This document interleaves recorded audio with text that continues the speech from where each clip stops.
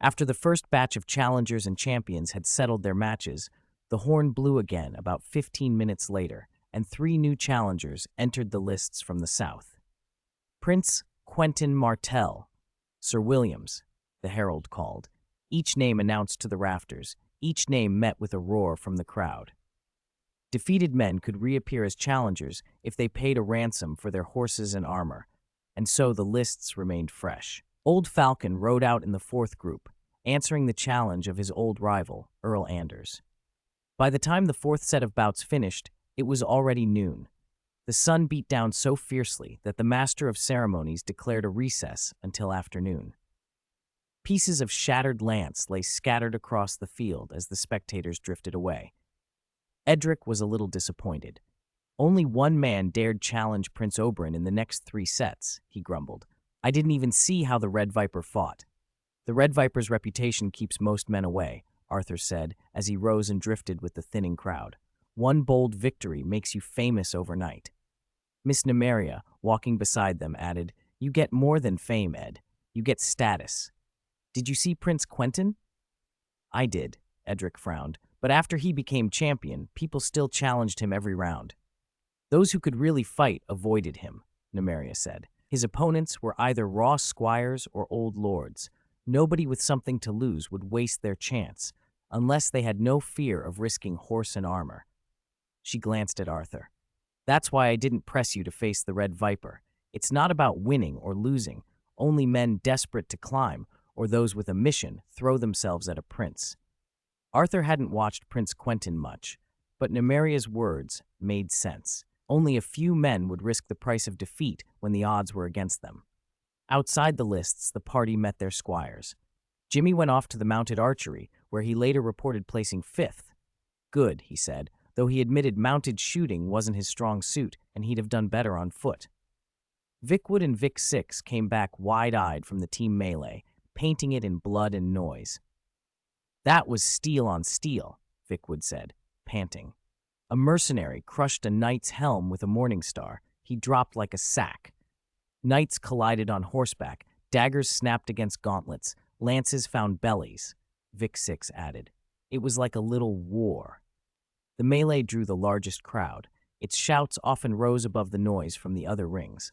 Arthur found himself less stirred by the afternoon's jousts. After hearing about the melee, jousting began to feel like a game of knocking men from saddles with long sticks. Still, he kept his attention where it mattered, on the Red Viper. Throughout the afternoon, the Red Viper ended bouts quickly, like a venomous strike. Strong men fell to him. Sir Williams and Prince Oberyn each broke 3 lances before being unhorsed. A mysterious knight with a black shield and white star put Prince Oberyn to 6 passes before his shield was knocked aside and he raised a hand to yield.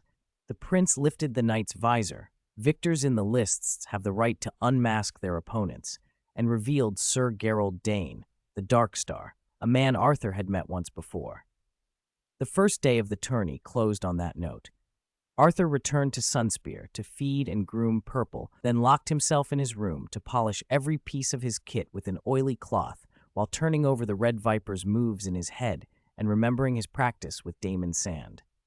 When everything was put away, he slept hard. It was his first tourney. He did not know if he could beat Oberyn, but he had given himself no room for regret. The next morning, he dressed in Sir Williams's tent. His squires hustled around him, padding vine armor, gorget, greaves, pauldrons and gauntlets, helmet and spurs. Vicwood and Vic 6 buckled each strap twice, running their palms over every seam. Sir Williams handed him a heart-shaped shield. "You were brave on the field, Arthur," he said. "You'll take the prize. You'll win the championship." Arthur only smiled and shouldered the shield. Jimmy led Purple up. The horse's coat gleamed like a swallow's wing, made even more splendid by half-barding and trappings.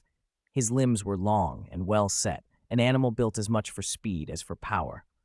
Arthur mounted, gave a light squeeze with his heels, and rode to the southern side of the lists to await entry. Several other challengers gathered there.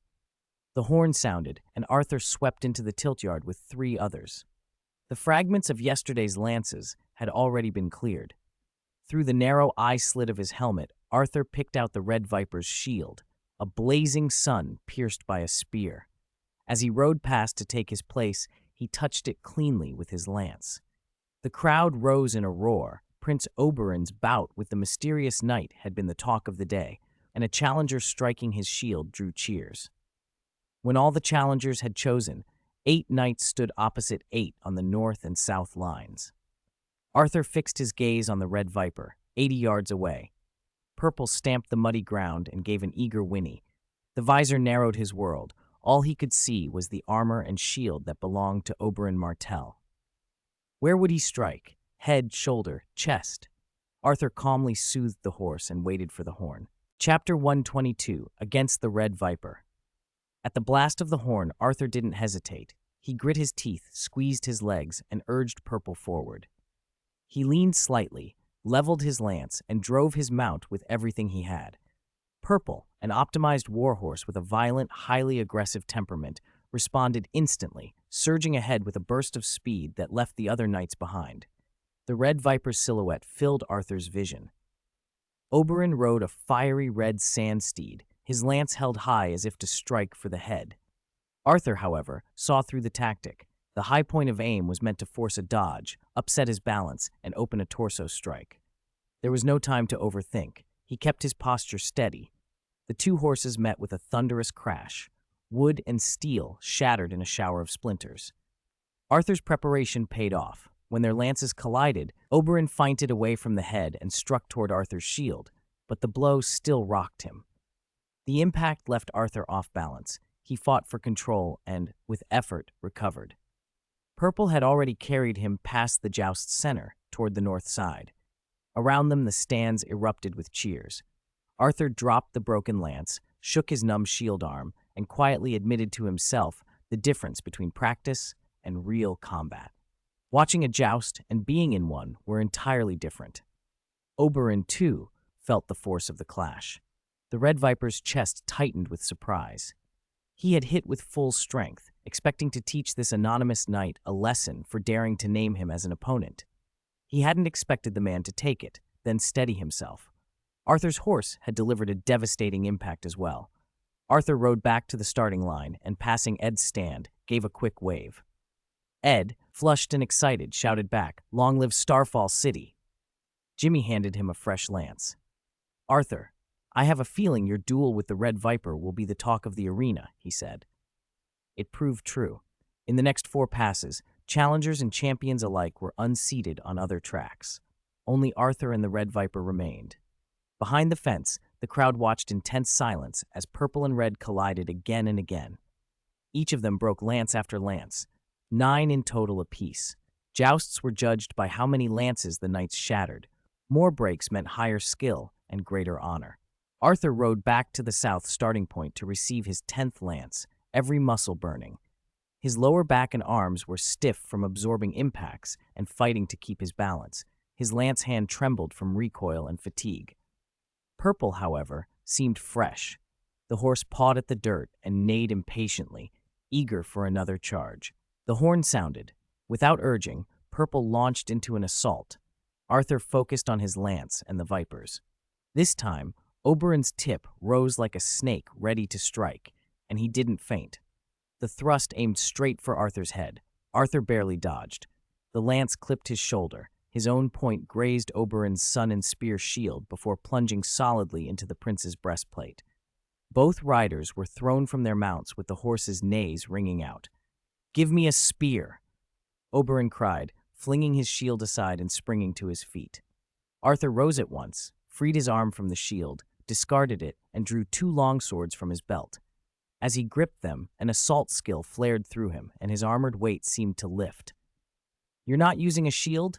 Oberyn asked, taking the spear handed up to him by an attendant and twirling it as if to warm his arm. "Neither are you," Arthur replied. He stepped forward and, with a flick of his wrist, swept one longsword in a bright arc and cut in. Oberyn was ready. He sidestepped with fluid grace and answered with a spear thrust from an odd angle. The weapon snapped forward like a fanged tongue. Arthur rolled his body with the thrust and closed in. He knew a spear's threat was its reach. Once inside that reach, it lost its advantage.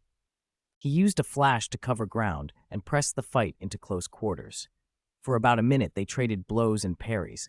Arthur's twin swords moving in a dense, relentless rhythm while Oberyn struggled to maintain space. Seizing an opening, Arthur sliced clean through the already battered spear. The shaft cleaved apart, and its ruined pieces fell away. He then held back, allowing the Red Viper to escape his immediate reach. "Kid, you won. Well done." Oberyn removed his helmet, sweat on his brow, and raised a hand in concession. "Nome's judgment is indeed never wrong." The herald's voice boomed across the arena. "Mysterious Knight, Heart Knight, wins." After breaking 10 lances, the victory was finally decided by longsword and spear. He has defeated Prince Oberyn Martell. There was a brief stunned silence, then the crowd erupted into roaring cheers. Prince Doran, wincing from the pain in his legs, rose to his feet. His face, usually impassive, tightened with a frown. Oberyn's defeat was unexpected. Beside him, Princess Ariane's expression showed regret that her champion had fallen, but the curve of her lips and the light in her eyes betrayed a different, more personal pleasure. Chapter 123, Heart Knight. In front of the champion's tent, the shield bearing the Red Viper, Red Sun, and spear had already been taken down. An attendant had replaced it with the shield of the Peach Heart Knight.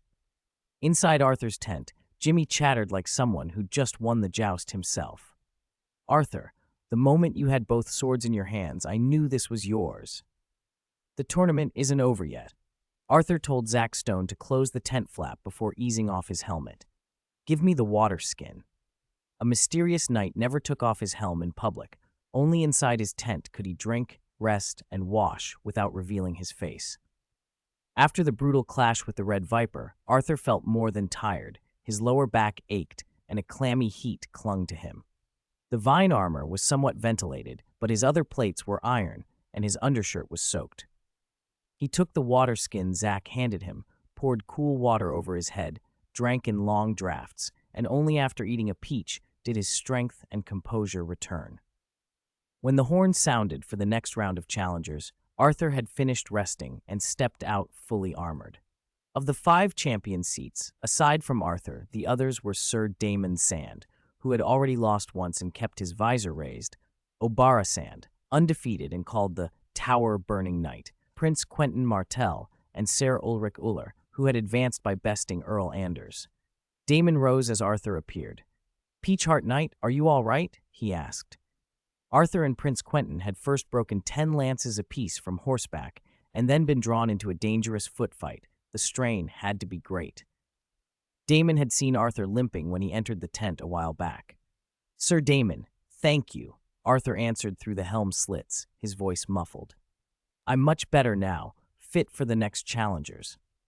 "Your joust with my uncle was something to see." Prince Quentyn stepped closer. "Are you a knight from the north?" "I can't think of any Dornish knight who could break 10 lances with my uncle and then win on the field." Prince Quentyn wore no helm, and Arthur could study him at close range.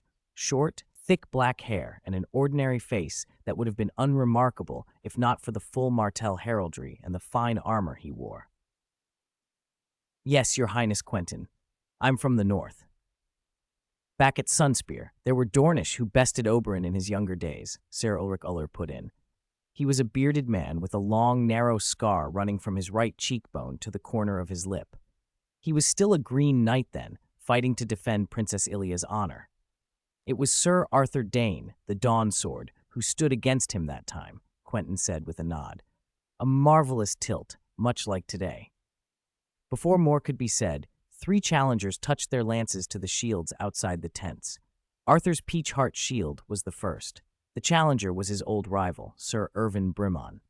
Arthur could guess Erwin's intent, strike now, while he was spent from an earlier fight. The Brimon house had taken unseemly chances before. The army at Starfall and the Vulture King had been another such moment. This time, though, Erwin had met steel. The peach had not weakened Arthur. If anything, the real combat had sharpened him. He readied his lance, mounted his horse, and rode to the north end of the lists. The horn blew. Hooves thundered. Meeting the knight in yellow and black, Arthur drove his lance home, aiming for Erwin's gorget. There was the thunder of impact. The other man's mount staggered, then knelt. Erwin was thrown hard to the sand and hit his head. Arthur took a blow to the shoulder from Erwin's lance that only rocked him briefly before the energy ran through the harness. Arthur wheeled his horse back to the south side and watched as Irvin lay still. Squires rushed in, lifted the helm, and shouted for help. The unconscious knight was borne from the field on stretchers and carried horizontally back to his tent. Arthur felt a quiet satisfaction. After a circuit of the lists, Arthur returned to his tent and watched the other matches. He traded talk with the other champions and listened to their boasts. Word of the Peach Heart Knight had spread, and challengers kept coming.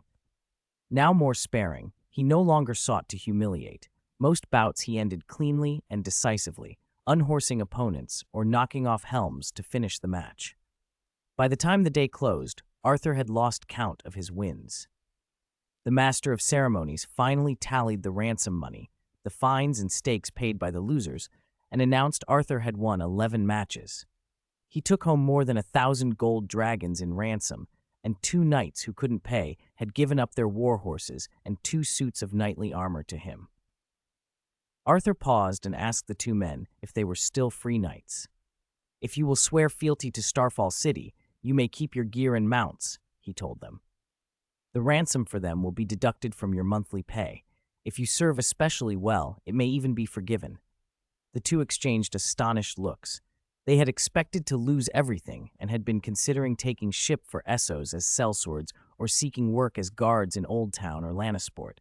A steady post and their horses and arms meant a much better future. "Sir, thank you," one said. "I will swear my oath to Starfall." "Me too," the other agreed. The 11 victories brought Arthur more than coin. They brought renown. More precisely, they brought renown for his title, the Peach Heart Knight. In a single day, that name was on every tongue at the banquets in Sunspear, in the inns and houses of Shadow City, and even in the brothels. It was the rotund administrator Kellen who told him how the peach wine he had pushed at bargain prices through Shadow City's taverns had sold out. Everyone wanted to toast the Peach Heart Knight, and a glass of the namesake wine suddenly seemed a small price to pay. On the 3rd and final day of the tourney, Arthur had added 9 more victories to his tally. In the last tilt, he unhorsed the Red Viper himself, knocking the viper-crested helm askew, and left the lists undefeated. 20 wins, no losses. He was the only one among the 5 champions to have kept a perfect record while riding as a mystery knight. When the last lance was planted and the crowds had settled, the herald on the main grandstand announced, "Now we ask our 5 champions to choose whether to bestow the honor of the Queen of Love and Beauty upon Princess Ariane Martell or to select another lady for this honor." The packed high platform held its breath. 3 of the 5 champions were challengers and could, if they wished, give their wreaths to someone else. The champion seats were held by Arthur, still dubbed the Peach Heart Knight, Obara Sand, who had brutally unseated Prince Quentin, Sir Gerald Dane, the Dark Heart, and the 2 who had accepted tokens from Ariane, Sir Ulrich Uller and Sir Roger Illyrian. In the final round, Sir Roger had toppled his own legitimized bastard Daemon, revealing the son's shame to the whole field and vindicating himself. All 5 champions rode their horses to the north side of the lists, beneath Prince Doran's and Princess Ariane's high platform. Sir Roger spoke first. "I accepted Princess Ariane's token and swore to fight for her honor. Today I have not failed in that duty. I am proud to present the crown of love and beauty to you, my princess." Ariane inclined her head. "Thank you, Sir Roger. Your skill will be sung in Sunspear for long years." Sir Ulrich said nothing, looking down his nose at Sir Roger's public victory over his son. He then rode forward, touched the wreath on his lance to Ariane, and returned to his place. Sir Gerald Dane, helmetless, handsome in a rakish way, bowed with one hand on his breast. "My lords, Princess Ariane, forgive me, but I choose Miss Ines Euronwood as today's Queen of Love and Beauty. I bear her token. It gave me courage, and I fought for her from first tilt to last." Ariane smiled with courtly grace. "You are most gallant, Sir Gerald. Miss Ines is indeed a lady worthy of such defense." Gerald rode across to the Euronwood high stand and handed his wreath to Earl Anders' eldest daughter. Before the crowd could recover, Obara came next. She exchanged one quick look with Ariane and announced coldly, "I give the wreath on my lance to Miss Ines Euronwood." The arena erupted. Prince Doran's features hardened. Prince Oberyn, who had been lounging with his mistress, straightened and stared. "Obara, what are you doing?" Oberyn demanded. Obara didn't answer. She spurred forward and presented the wreath to a stunned Ines. The girl, now the center of a roar of surprised and delighted voices, beamed as two champions wreaths were placed at her feet. All eyes turned to the Peach Heart Knight. If he did not choose Princess Ariane, if he added his vote to Ines or some other lady, Ines would win the crown on 2 votes. Earl Anders, sitting beside his daughter, watched with a grave face. He smelled a plot. A triumph for Euronwood would steal Ariane's day. This tourney had been thrown for the princess's 20th name day. His gaze darted to his old rival in House Fowler's high stand and found the old eagle's face alight with schadenfreude. The weight of consequence pressed on him. Arthur did not hurry. From the slits in his helm, he watched the faces on the high platform, reading the small signals he'd been taught to see. Ariane sat with an almost innocent smile beside Doran. Tyene stood close, delicate and practiced in her guile. Miss Na-Meh had been called by the Red Viper and now spoke privately with him. Arthur had not expected Ariane and the Sand Snakes to carry the scheme quite this far. He had hoped for 5 mystery knights in the champion's seats, but the challengers they had rallied still controlled 4 of the seats. Daemon had fallen to his father.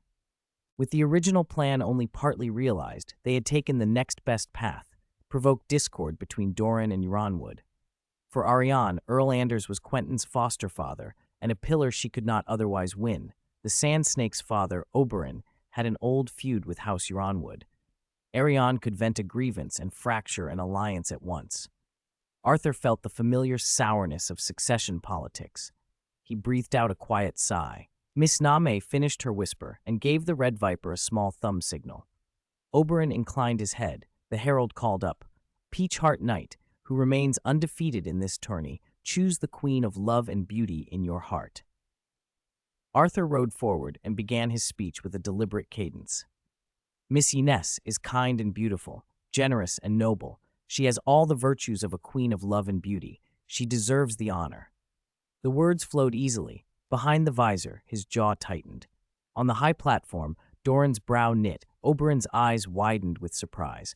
Earl Anders grew dark, while other lords looked on with varying delight or envy. "But," Arthur shifted his tone, softening and honest, "at the beginning of the tourney, I swore to fight for Princess Ariane's honor. This is my first tourney. I am not yet a knight. It was Princess Ariane's encouragement, and even the promise of her blessing's kiss, that made me take the lists as a mystery knight. It has been her blessing that saw me through 20 matches without a single defeat." He lifted the wreath at the tip of his lance and extended it toward the high platform. "Princess Ariane, your Peach Heart Knight has not failed in his duty." Ariane accepted the wreath. The crowd chanted for a reveal. "My guardian knight," she called, "raise your visor and show us the face of the champion who stands undefeated. As you wish." Arthur unbuckled the visor and drew back the helm. "I am Arthur Snow of Starfall." The herald, as he had when the challengers first rode out, cried the name out to the stand and the sea of faces below. "Arthur Snow of Starfall." As the herald called Arthur's name 3 times, the crowd at last saw the Peach Heart Knight who had gone undefeated in the tournament.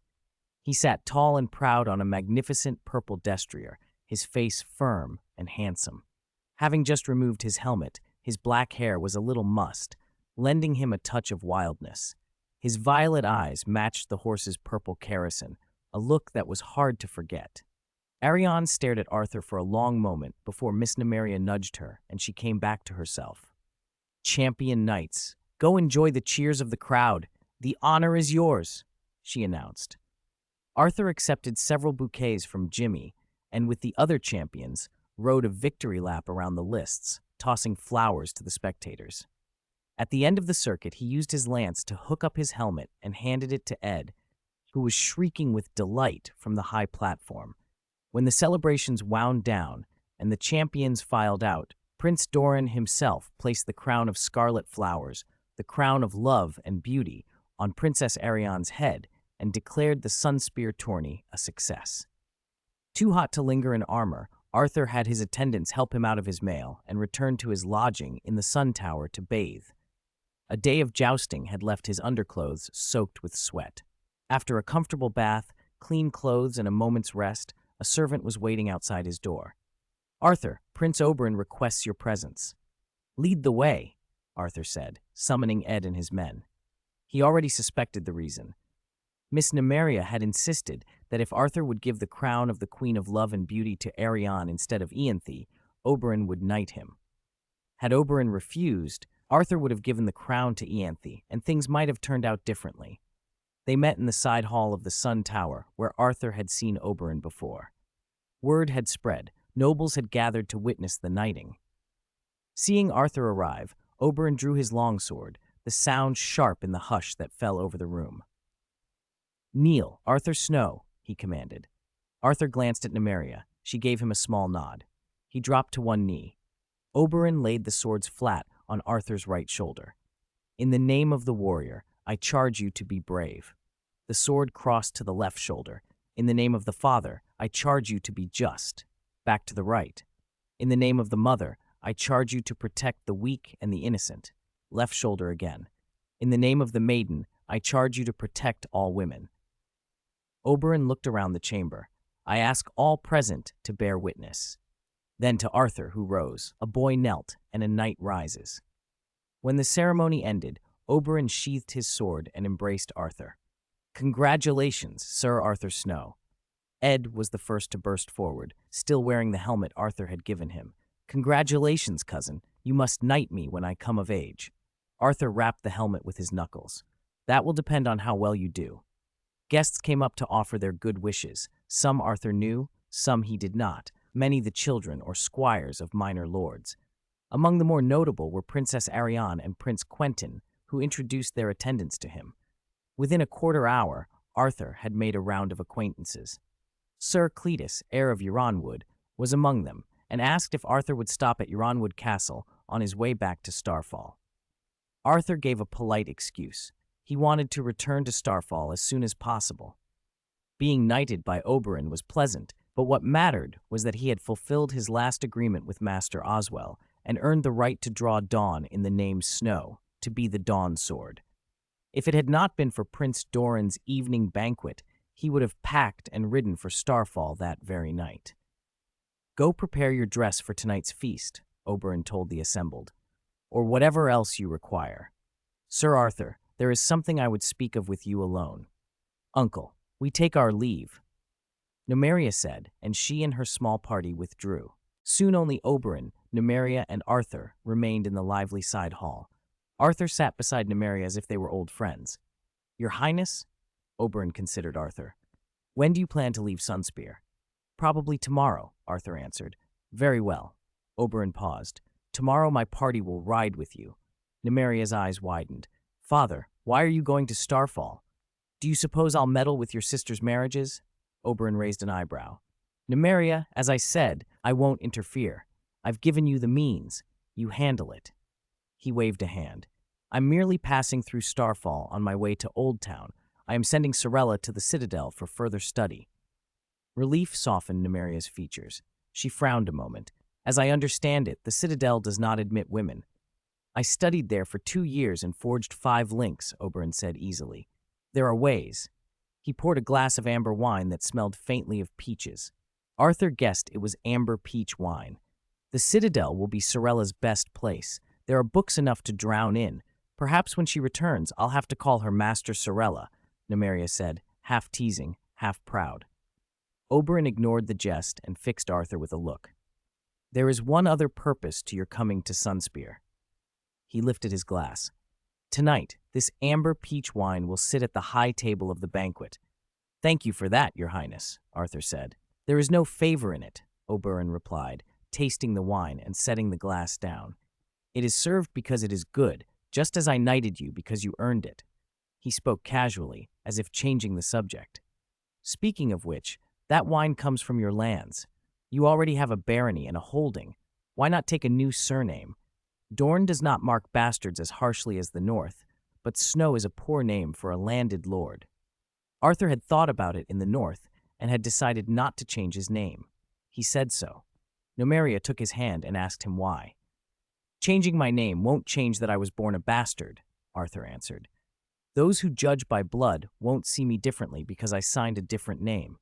Bloodraven, Brandon Rivers, and Bittersteel, Aegor rivers did not change their names after their legitimations.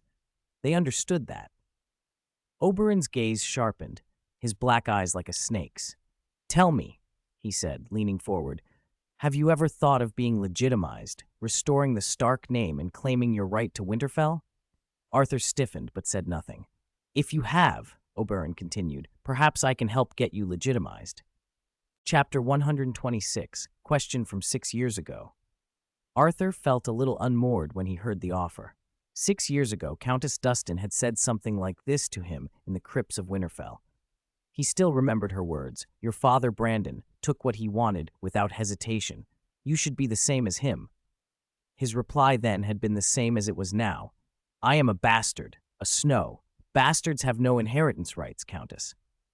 Awakened from the memory, he looked at Prince Oberyn, who was staring at him with an intent curiosity. Arthur understood what Oberyn meant. Legitimizing a bastard was the king's prerogative.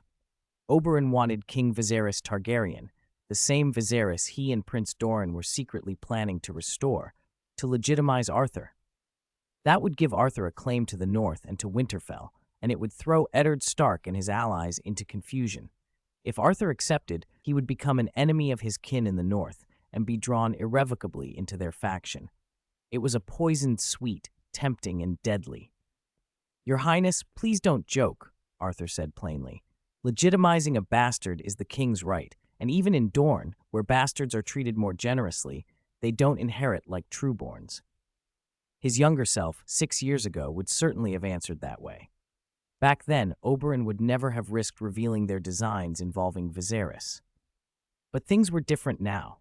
"Your Highness, I have no intention of seeking to be legitimized, of becoming some Arthur Stark and claiming Winterfell," Arthur continued, calm and serious. "That is not what I want. Not what you want." Oberyn frowned. "What do you want then?" "In the year I was born," Arthur said, "my father and grandfather, 2 Starks, were condemned and executed by the man sitting on the Iron Throne. Their ancient name and titles offered them no protection. North of Dorne people are fond of saying bastard blood flows with desire and betrayal," he added softly, "but my desire is greater than that of ordinary bastards. I desire, as Arthur Snow of the Dawn Sword, to be the one who sits upon the Iron Throne." He let the words hang in the room, and then, quieter, "just as Brynden Rivers, Bloodraven, did before." In the 6 years since the crypt, Arthur had seen many rulers in motion. A sea king, frail in body but precise in governance, a princeling of Pentos who proved merely a figurehead, the bold Vulture King, even Prince Doran's careful, steady hand. He was no longer the boy clutching a sword to keep himself safe. He wanted power on the scale of the throne itself. The room fell into a long silence. Oberyn's mouth was slightly open. He seemed struck speechless. Arthur's ambition was vaster than he had guessed, not even content with Winterfell, but aiming to be Hand or to secure the throne for himself. It was a dream bordering on lunacy. Bloodraven had become Hand only after being legitimized by the king. Miss Namay, seated beside Oberyn, watched Arthur with a soft, appraising look. Only after Arthur cleared his throat did she return to herself. "Father," she said to Oberyn, teasing and direct, "do you have a way to get the Stag King to legitimize Arthur? And while you're at it," she added with a narrow smile, "why not legitimize us sisters as well?" "I was only joking," Oberyn said, recovering with an awkward chuckle. "If I could do that, I would have legitimized you all long ago." So it was as Arthur had suspected. Oberyn had hoped to wait for the right moment and have Viserys legitimize him. That alone would have rocked the North and distracted Eddard Stark, because the North's lands were vast and restless lords were always ready to chafe under Winterfell's authority. But the plan was confidential. Until Oberyn understood Arthur better, and the timing was right, he could not reveal it. "All right, father, it's late," Miss Namay said, rising and taking Arthur's hand. "We can talk on the way. We should go prepare for the evening feast." Arthur stood and bowed slightly. "Excuse me." The creak of wooden wheels came from the side hall not long after they left. The Norvoshi captain of the guard returned, pushing Prince Doran in his wheelchair out of a small adjoining room. Doran spoke softly as the captain lingered at the doorway. "Captain, do not let anyone disturb us." The captain gripped his long-handled axe and stood, a silent sentinel, leaving the brothers alone in the chamber. Oberyn sipped a measure of amber peach wine and looked across at Doran, whose face was unreadable. "Doran," Oberyn said, "your plan has faltered." A flash of helplessness touched Doran's eyes. The greatest variable in any plan is people. Few bastards can turn down the offer of a noble name and a family castle. "He's flexible and resourceful," Doran went on. "He has ambition, martial skill, and leadership. If Viserys had even half of Arthur Snow's qualities, our scheme would have unlimited prospects." Oberyn's expression darkened with a memory. "The Viserys I saw in Braavos was a frightened boy who'd fallen from a cloud, panicked, broken. Aside from the purple eyes, I could not be sure that he had the qualities you ascribe to Arthur. He may well have inherited the Mad King's madness." "Viserys is in Tyrosh now, in the court of the Archon," Doran said, "and Princess Daenerys Targaryen is with him." Oberyn arched an eyebrow. "If I recall, the Archon's daughter is here in the Water Gardens." "Yes." Doran's helplessness returned like a shadow.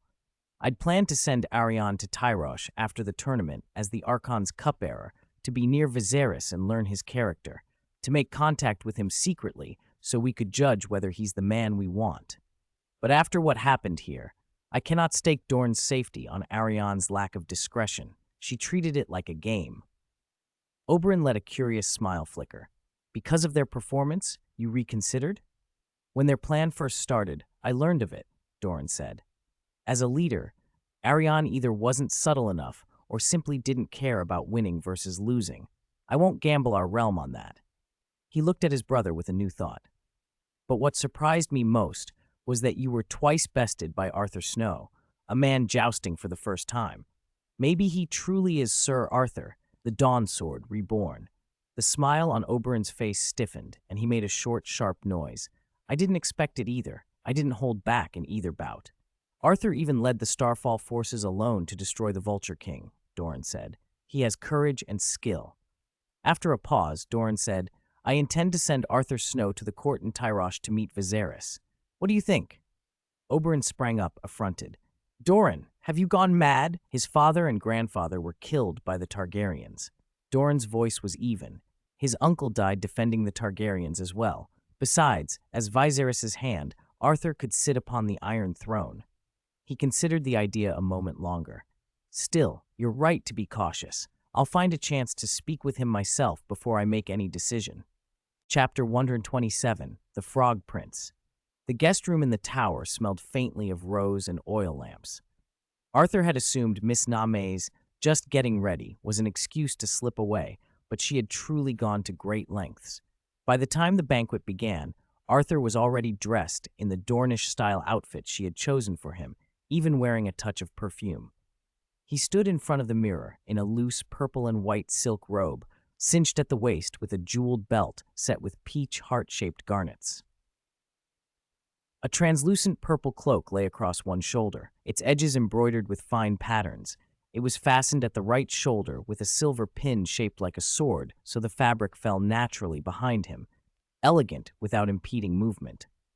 On his feet were soft leather sandals carved with intricate designs, the laces crisscrossing up his calves and tied just below the knees. He looked tall and handsome in a way that was both wild and noble, and he looked slightly uncomfortable as well. "Isn't this too flashy?" he asked. Name only smiled. "You're one of the most talked-about guests tonight. You have to look the part." She watched him with a pleased expression that made her lick her lips. "Besides, someone of your looks will do wonders for selling the amber peach wine. For a high-end tasting like this, every detail must be perfect." She was right. A handsome figure well presented would push the amber peach wine in a way few other things could. The banquet in Sunspear had been arranged much like the masked ball he'd attended in Braavos. Fine food, music, drama, and dance. People nibbled at the delicacies while using the evening to socialize and reinforce alliances. Prince Doran even brokered a few fostering deals and marriages during the festivities. One of the major matches announced that night was the betrothal of Roger Illyrian, heir of God's Grace, to Inez of House Ellenwood. Arthur was on the dance floor with Princess Arianne when the news reached them. Arianne leaned close, her voice low. "My father has always liked to marry off girls to older men," she whispered. "Miss Inez is lucky. Sir Roger is only twice her age." Arthur caught Ariane's meaning. Roger Illyrian was father to Daemon Sand. Miss Inez was around Prince Quentin's age. Ariane's tone carried a touch of sympathetic annoyance. The eldest daughter of House Ellenwood matched to the heir of House Illyrian is suitable. You know how nobility thinks. Age rarely matters. I'm the rightful heir of Dorne, Ariane said, whirling him through a step. I've known that since I was small, but it only makes my brother Quentin's position stronger. She sighed. Quentin did like Miss Inez. He even threw himself into the tourney to win her. Arthur glanced up at the raised platform. Prince Quentin sat with a sullen air, refusing invitations to dance and drinking in large gulps, not eating, a classic sight. People's fortunes and heartbreaks seldom matched. Arthur laughed softly. You're right, Ariane. Sometimes I envy my cousins, she said, stepping lightly, one hand on his. They get to find their own happiness. If my father ever set Quentin over me as heir, I would take up my spear to defend what belongs to me. Peachheart Night, if that ever happens, I hope Starfall City will stand with me. Princess, that will not happen, Arthur said. He remembered the plain-faced Quentin who, under his father's design, had been sent to Slaver's Bay under the alias the Frog to woo the Dragon Queen. Unlike the fairy tale, the Frog did not win his princess. Quentin had not married her. He had been burned to ash.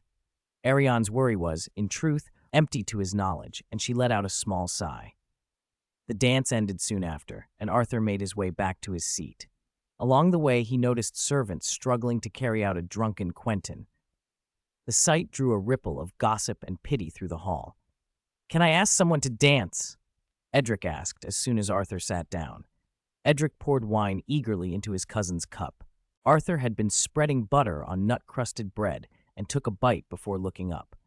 Edric, usually confident since becoming Arthur's squire, had turned shy and hesitant as a boy in love.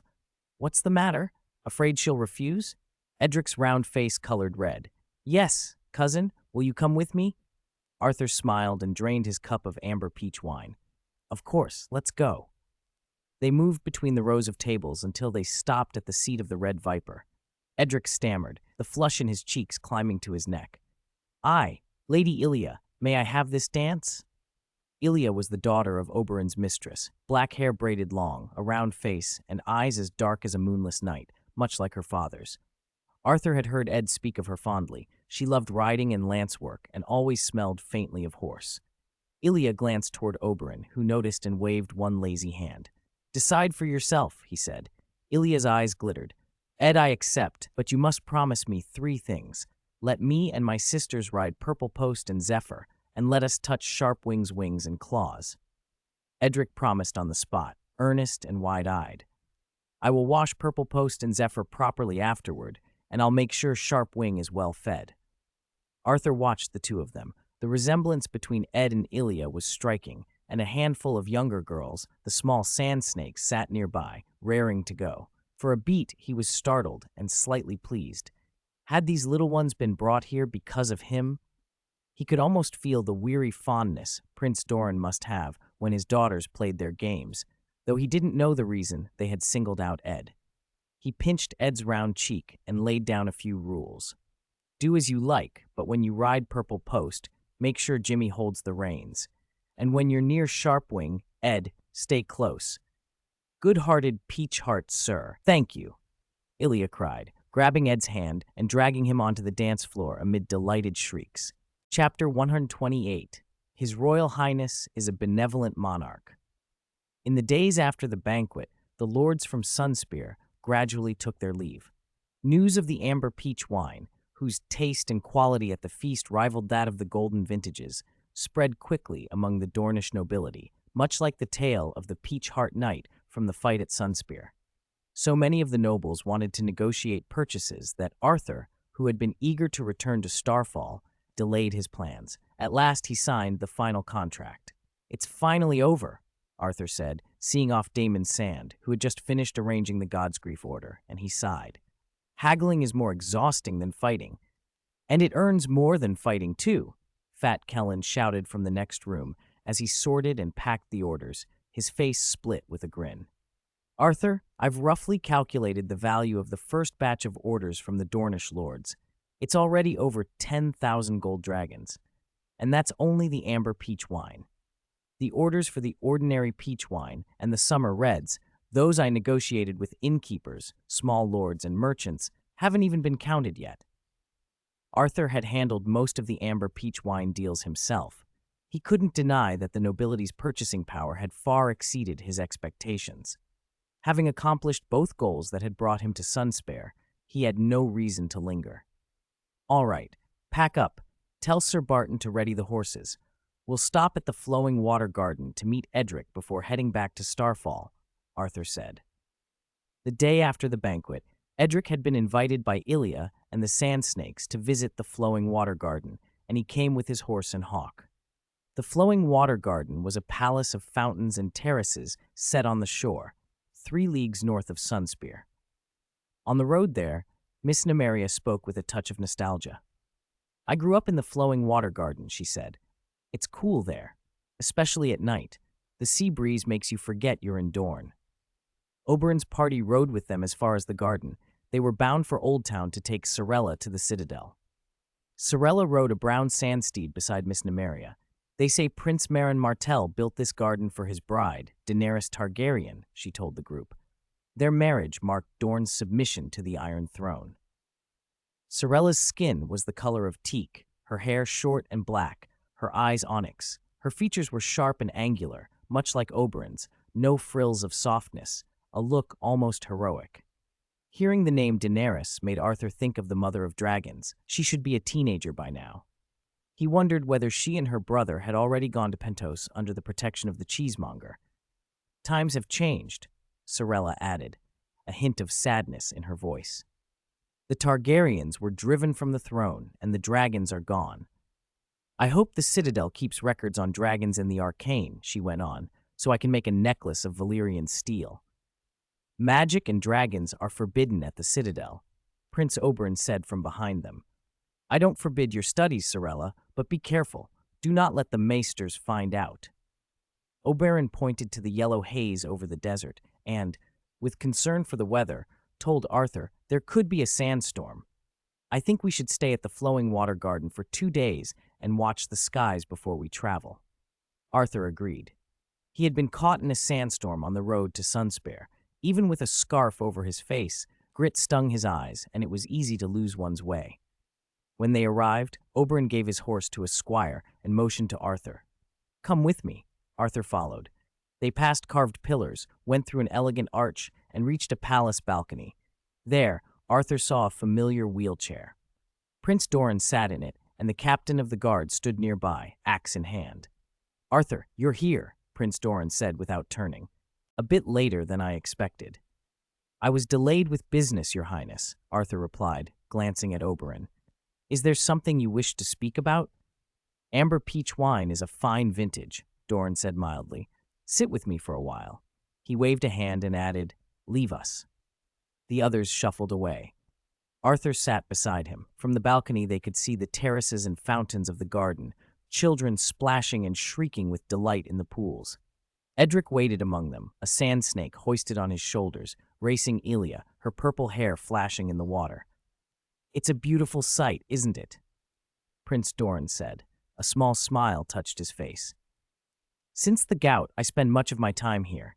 The laughter of children does more for the pain than the poppy milk the maester prescribes. For a little while, it takes it all away. It is beautiful, Arthur agreed. Children's innocence has a way of making burdens seem lighter. When the garden was first built, Doran went on, only Martell children and those of the noble houses played here. One sweltering day, Daenerys Targaryen took pity on the children of the squires and guards and let them join. She set a precedent that has endured throughout Dorne. The heir to Sunspear, however small the thing, must consider the people. Arthur felt the similarity to Stark traditions. Those who order a man's death must execute it themselves. Both were admonitions for rulers to be restrained and mindful of their subjects. Perhaps because of such principles, Dorne had been cautious to throw its people into war. Even after the War of the Five Kings, when other houses tore themselves apart, Dorne had not lost a single soldier. Arthur felt genuine admiration. Your Highness is a benevolent ruler, he said. Prince Doran studied him in silence for a long moment. Just as Arthur worried he might have overstepped, the prince spoke again. "I have a highly confidential task I'd like you to take on," Doran said quietly. "I swear by the Seven, and by the Martell's golden spear and sun, that if this succeeds, you will gain what you most desire." Arthur's eyes narrowed. He suspected, he had little doubt, what the task was: to bring back Viserys and exact vengeance on the Lannisters. The Seven Kingdoms were, for now, one realm. It seemed premature. Doran had not even told his own daughter Arianne. Arthur inclined his head with respect. "No oath is necessary, Your Highness," he said. "I trust your honor, but I will not stake my plans on another's promise. If I am to sit in a place of power in the future, it will not be by charity or exchange, but because I am worthy." They sat in silence again, watching the children splash until, with a shout, one of the sand snakes toppled off Edric's shoulders into the water, and the others cheered. When the laughter subsided, Doran spoke in a very low voice. "You may choose whether to do as I ask," he said, "but you must swear, by your mother's grave and by your uncle's, that you will not tell a soul what I have just told you." Chapter 129. Leave Arthur couldn't understand why Prince Doran was so eager to confide in him, insisting on telling him about this matter. Still, believing that sharing a secret could create a bond, he swore on his mother's and his uncle's graves. Prince Doran then bluntly revealed his secret undertaking. He wanted Arthur to go to the court of the great lord of Tyrosh, make contact with Viserys, and observe his character and temperament. Arthur had a strong impression of Viserys. His past had been dramatic enough to earn him the nickname, the Beggar King. He replied, "Prince Doran, I don't think there's any need for me to go to Tyrosh. If Viserys is as you say, without a guiding teacher, adrift under other people's roofs, dependent on their charity, then his years of wandering are no better than a bastard's, perhaps worse. A bastard at least doesn't carry the burdens of national grudges, family hatred, and the blood of the Mad King. All those things are enough to make an otherwise sane man paranoid, even mad." Arthur didn't want to waste time or risk exposure by associating with remnants of the Targaryens. At best, a trip to Tyrosh would introduce him to the two Targaryen siblings, which offered nothing for his own plans. At worst, it opened him to dangerous scrutiny. He had no illusion that he could change an adult like Viserys quickly enough to avert any ruin. Since the journey promised more harm than good, he preferred to tend to his own lands and build his strength. The chance to see the legendary mother of dragons, Daenerys, meant little. Arthur imagined her still a timid girl haunted by the dragon's dormant fury and felt no interest. Every time a Targaryen is born, the gods toss a coin. One face greatness, the other madness, Prince Doran said, non-committal. Perhaps Viserys is the greatness side. Perhaps, Arthur shrugged. If he's truly great, you won't need to send someone specially to watch him. Bards, poets, captains, news of him will come on their own. Or perhaps the time simply isn't ripe. I'll be interested to hear of any great deeds he shows. Prince Doran brightened, but he also shook his head. News always distorted in transmission, but there was some truth in Arthur's words. "Arthur, to be honest," he said, "I've been very curious how Eddard Stark raised you to be as you are. To develop such character under conditions of discrimination, that's something I've never seen." "Thank you," Arthur answered. "My uncle had a great influence on me."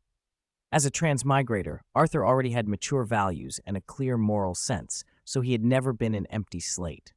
Growing up at Winterfell under the Duke's protection and guidance had been far better than the life of an ordinary bastard. Seeing Doran fall silent, Arthur rose and bowed. "Prince Doran, I will keep my oath and never reveal this. Please excuse me." Arthur stayed at the Flowing Water Garden for 2 days. It was one of the few cool, restful spots in Dorne. Pale pink marble paved the gardens and courtyards, dotted with pools, fountains, and finely carved beams and arches. Near the shore, a grove of blood orange trees stood in neat rows. Sorella had explained that blood oranges were larger and more fragrant than common oranges. The kids splashing in the pool were perhaps the most intoxicating sight of all, their laughter outshining the scenery and the scent of oranges. But sandstorms passed, and it was time to go. Arthur was surprised that Edric, who had been having a blast in the water, was obedient when it came time to leave and joined the party without needing to be called twice. Arthur had the impression Edric had grown reluctant to return to Starfall ever since arriving at the garden. When asked, Edric declared gravely, "Cousin, I promised Jerry I'd be a great knight someday.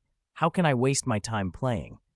If Arthur had not later seen Elia and the other little sand snakes among Prince Oberyn's retinue, he might have believed Edric's earnestness. As it was, he suspected the boy was getting slyer and inwardly wondered who had been leading the honest, simple child astray. For the return to Starfall, they took a different road, the southern route that passed the Gate of the Gods, Sandstone, and then on to Starfall. The route circled almost the whole of Dorne and crossed the lands of nearly every great house. Arthur and Oberyn rode at the front. "This road is harder than the one you came by," Oberyn said, "but it lets you see Dornish ways." "Dornish ways," Arthur prompted. He pictured desert, sand, blistering sun, and venomous snakes. Oberyn, wrapped in a traveling headscarf and robe suitable for the heat, smiled. "If you're lucky, you might even run into desert bandits. With their company, that would have counted as luck." The road proved rougher than the northern approach, little in the way of proper paths and no fixed inns or taverns. Beyond desert, sand, and heat, they passed abandoned castles and settlements, half swallowed by dunes. When night fell in such places, they often camped in the ruined halls. Sorella would go prowling through the ruins, tracing the marks of former lives, studying how people had once lived here. "In this land, water is as precious as gold," Oberyn told them. "You who live by the torrent river can't know how that feels. Far from rivers, if a castle's well runs dry, it will be slowly swallowed by sand, no matter how solid the walls. The people here are always moving between oases, relying on a memory of wells to cross the desert. They raise their children and breed goats and horses. The sand steeds, the finest mounts we have, come from them. They're light-boned and not meant for carrying heavily armored knights, but they are fast and tireless, able to run a day and a night, needing only a few sips of water now and then." Oberyn was especially patient with his daughters, contradicting the rumors of the quick-tempered red viper. He calmly taught Elia how to extract venom safely, how to use a spear, and how to ride. Watching him, Arthur thought the praise Dornish folk gave Prince Oberyn owed as much to his teaching and kindness as to his prowess and name. They did not travel fast. They explored ruins for signs of past lives and searched for hidden springs and oases. Occasionally they met migrating camps, folk who avoided the land's harshness by moving with the water. These people called themselves, perhaps grandly, wandering villages. The road was hard, the sun relentless, but the journey revealed Dorne in more ways than Arthur had expected, its dangers, its people, and the quiet skills that let them endure. Chapter 130, Chingting Island Marriage Request, Starfall City, the Citadel Tower. Oswell had finished the seagull omelet the servant had brought and sat back in his chair with his eyes closed. He had been feeling weaker lately. He could barely climb the ladder to the ravenry to feed the birds. Perhaps it was time to write to the Citadel and ask them to send a new Meister to replace him. Thank the seven, he could still hold a pen. "Master Oswell, I've finished feeding the ravens." Kaler, the son of the fat administrator, came down from the upper ravenry carrying the empty bucket. "These are the letters the ravens brought today. 2 letters. From the seals, one is from Lord Arthur, the other I don't recognize. The seal has a cluster of grapes." "A cluster of grapes?" Oswell opened his eyes with difficulty and glanced at the 2 letters Kyler set on the table. "Kaler, help me up. That's the sigil of House Redwine of the Arbor." "House Redwine of the Arbor? No wonder I don't recognize it. I don't recall receiving correspondence from them before." Kaler grumbled. "And good master, my name's Kyler, not Kylun. I'm not as fat as him." Lately, Oswell kept mistaking the boy for other people, sometimes his father, sometimes someone else. "Sorry, Kaler." The young man helped Oswell to the table and eased him into a chair. With trembling fingers, Oswell used a small knife to cut the seals and read the letters. "Master, what do they say?" Kyler asked while rinsing the bucket. "Arthur wrote that he's been knighted by Prince Oberyn. When I see him next, can I call him Sir Arthur?"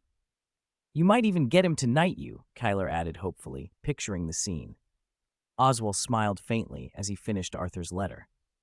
"Arthur and Prince Oberyn are at Sandspear. If all goes well, you'll be able to call him Sir Arthur in 3 days.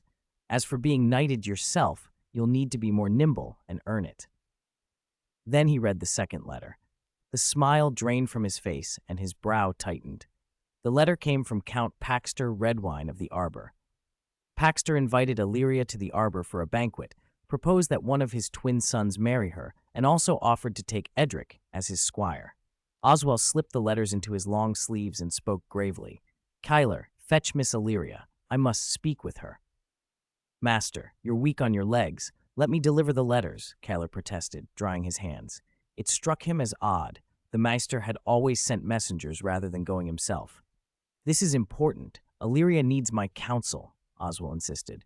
"Very well, Master." Even with Kaler's help, it took Oswell a quarter of an hour to make the slow walk from the Citadel Tower to the small hall of the main keep. Inside, Illyria was sitting with the septa and the maids, practicing embroidery and chatting cheerfully. Seeing Oswell, she had a chair brought for him at once. He handed both letters to her. She read them through in silence, then looked up. "Arthur and Prince Oberyn have reached Sandspear," Oswell said. "We'll need to prepare guest rooms and provisions." Illyria folded the letters, a complicated expression in her eyes. "Ellie, do as the Meister says. Tell the servants in the kitchens to make ready for guests." As a Miss Dane, Illyria understood that a young noblewoman's life would likely include marriage, children, and managing a household. She had not dwelt on that future much, caring for Edric in his youth. Now, hearing Oswell's news, she spoke as though going over the matter aloud. "If Arthur has truly been knighted by Prince Oberyn, he has followed your advice, Master. If he can draw dawn, he could be the next Sword of the Morning for House Dane. I suppose he could serve as acting Lord of Starfall City until Ed comes of age." "Let us not speak of them now," Oswell said, watching the girl he had seen grow up with a pang in his chest. "Illyria, you should consider your own future and find a suitable husband." He had no real worry for the future of Starfall City. With Arthur's character and competence, even if he failed to draw dawn, he would still be capable of governing and protecting Ed and their house. Oswell's last wish in life was to see Illyria safely married and take her vows before the Seven. "Master, do you mean I should accept Count Paxter's invitation to the Arbor?" she asked. "On the contrary, I do not recommend you attend," Oswell said. "House Redwine and many houses of the Reach are not the most secure matches at present. Dorne and the Reach have waged conflict for generations. Though things improved somewhat after Dorne was brought into the Seven Kingdoms, the enmity has merely shifted from open warfare into the shadows. Moreover, Prince Oberyn once crippled the heir of the Reach, Willis Tyrell, in a joust. That only worsened relations. If you marry into the Reach and hostilities flare again, you would be placed in a painful position." Illyria listened and nodded. How should I reply to Count Paxter? A blunt refusal could be offensive. Oswell considered the matter. The invitation had been abrupt. House Dane and House Redwine had little prior contact. "Let us wait until Arthur returns and discuss it then." He drew from his sleeve a list of potential matches he had compiled, names, houses, ages. "These are candidates from across the Seven Kingdoms. Take a look." Illyria skimmed the paper and frowned. "These lists don't say anything about the men themselves. I can't tell if any of them would be compatible. Do you have anything better?" Oswell understood her thinking. Rank and age did not reveal appearance, temper, or whether two people might suit each other. He set the list down. "If Arthur can draw dawn, we will hold a tourney to celebrate the birth of a new Sword of the Morning for House Dane and invite young knights and nobles from far and wide to Starfall City. The prestige of the Sword of the Morning will draw ambitious men. If you host such a tournament, you can find someone you like, then keep them close and learn more about them." Her eyes brightened at the suggestion. "That's a fine idea."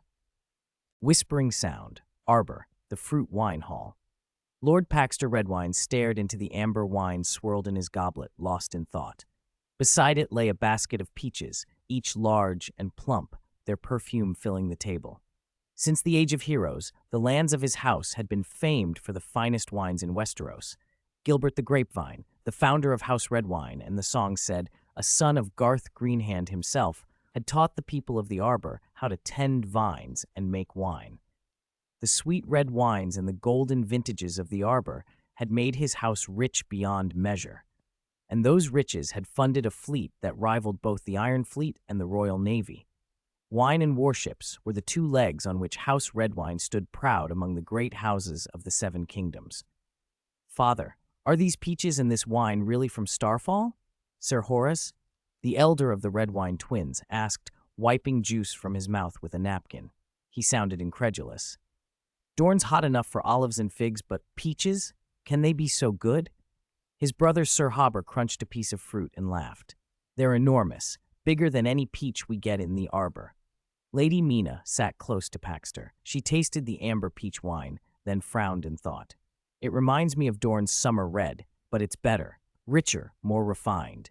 It could rival a good golden wine." "You're sure they've set up the whole process? Vineyards, cellars, a steady supply?" Mina, sister to Mace Tyrell, knew what such a product could mean. If Starfall truly produced a peach wine of this quality, it could change the trade of the arbor. Paxter's face tightened. A wine merchant brought samples and word. I had men sent to Starfall to see for themselves. Everything the merchant said was true. They have vineyards and a proper winemaking operation and a vast peach plantation. Mina considered that. "So you mean to ally with Starfall? Have one of you marry a Dornish woman?" "You know how Mace is," Paxter said quietly. "After Willis was crippled, he's taken a deep dislike to Oberyn and to anything Dornish. But Mina, you must see how important this is. This amber peach wine is not yet known. Starfall lacks ships and trading networks. If we offer partnership, we control the channels. If we don't, in time Starfall could threaten the Red Wine Foundation with this wine." Lady Mina sighed. "I hate to say it, but I'll support you. I'll speak with Mother and Mace."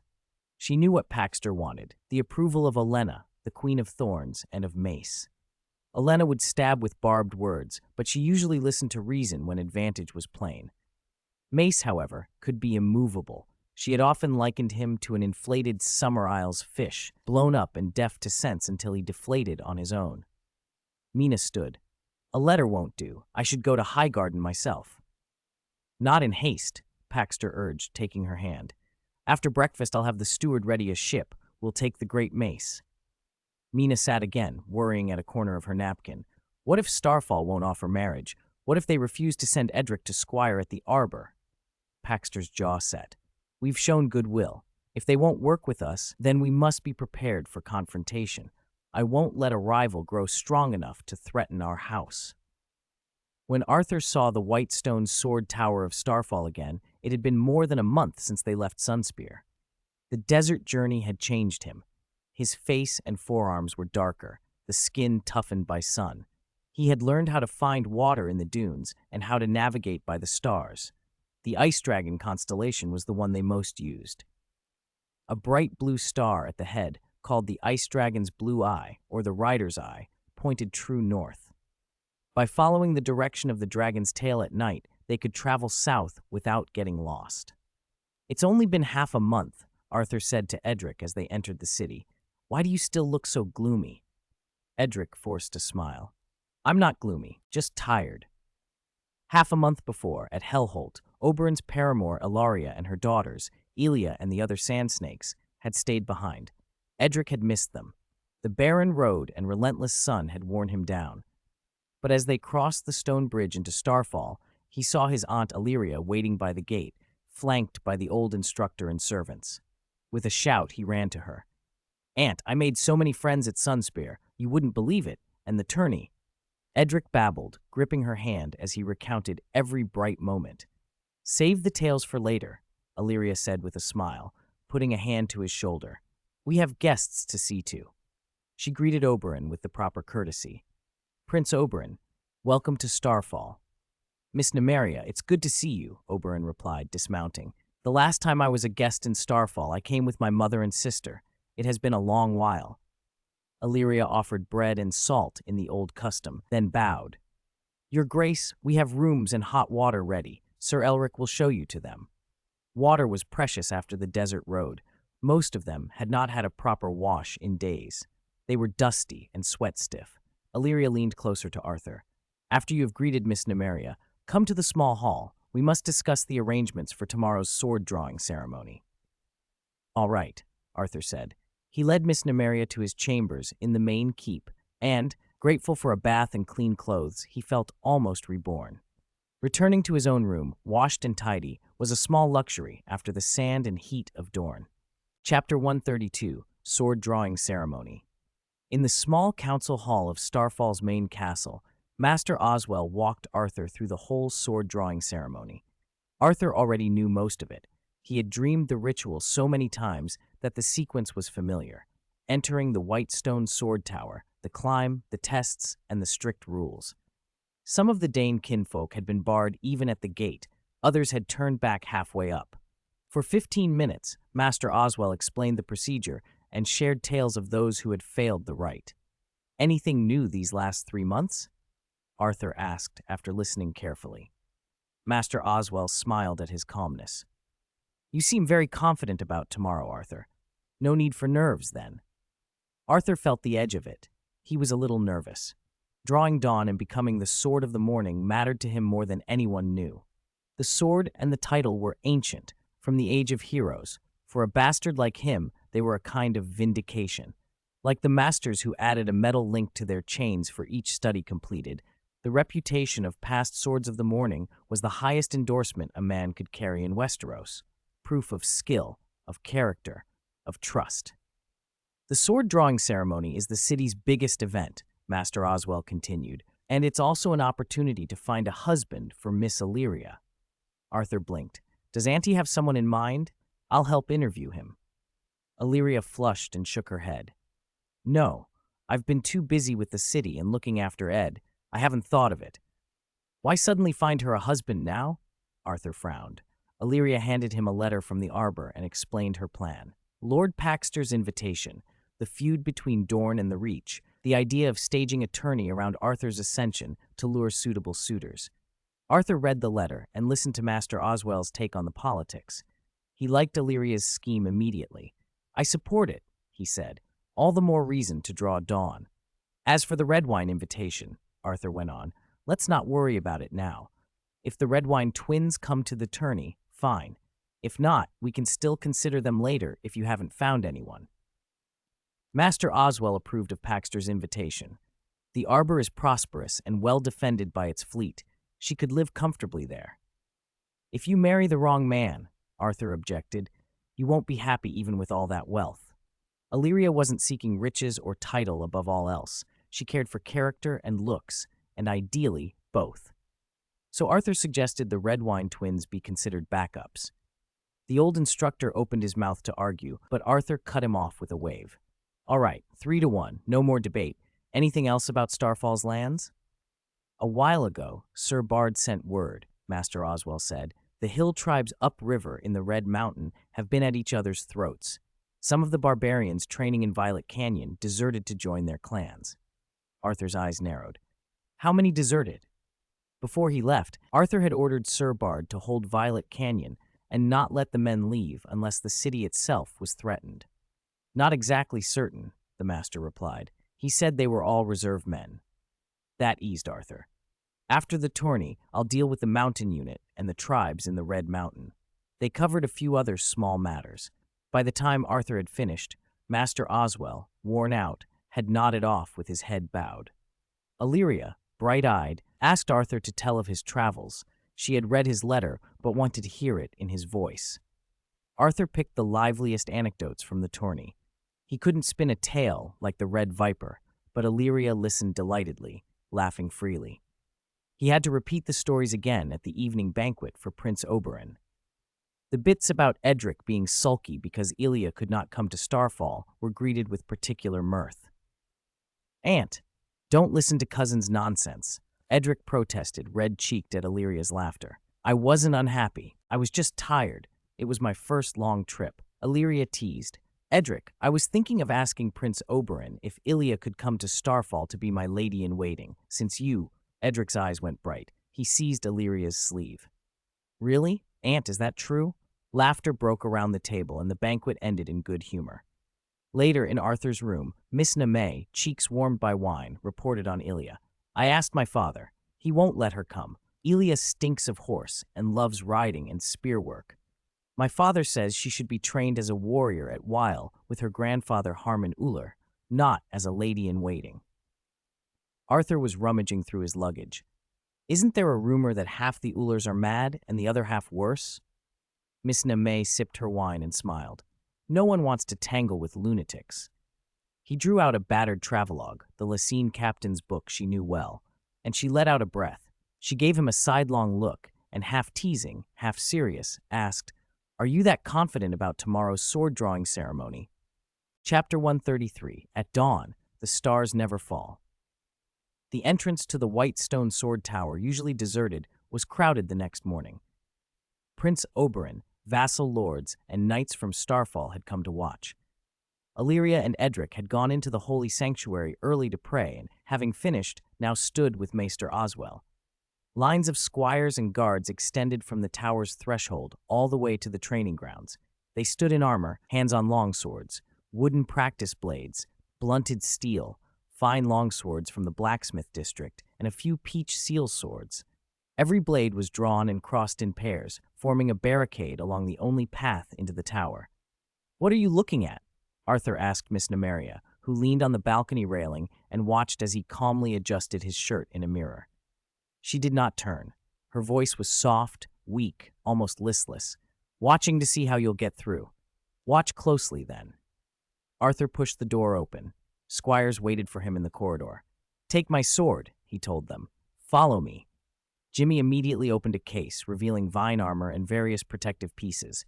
He started to reach for the armor, but Arthur waved him off. "No need. Just take my sword and follow me." Jimmy, Vickwood, and Vic-6 exchanged helpless looks.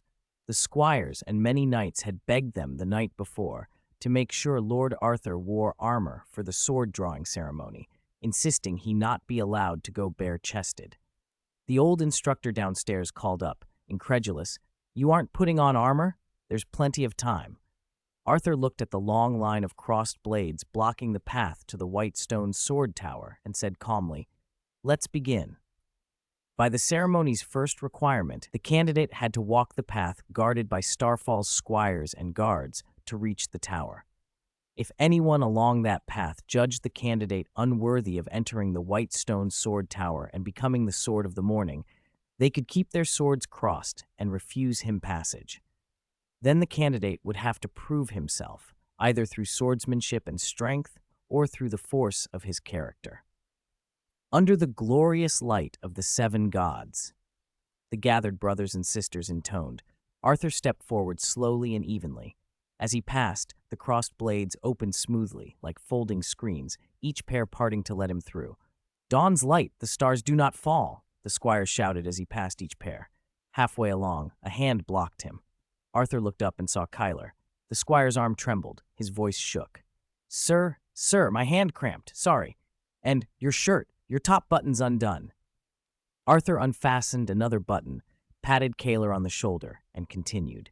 With the refrain of "The stars do not fall" echoing behind him, he reached the tower entrance without further opposition. He gave a small wave to Miss Nymeria on the keep and pushed the heavy door open. Prince Oberyn, watching from outside, turned to Captain Illyric of the Starfall Guard with surprise. The squires and guards of Starfall truly endorse Arthur so much that not one among them opposed him? Not a single blade stayed crossed? Illyric's mouth twitched.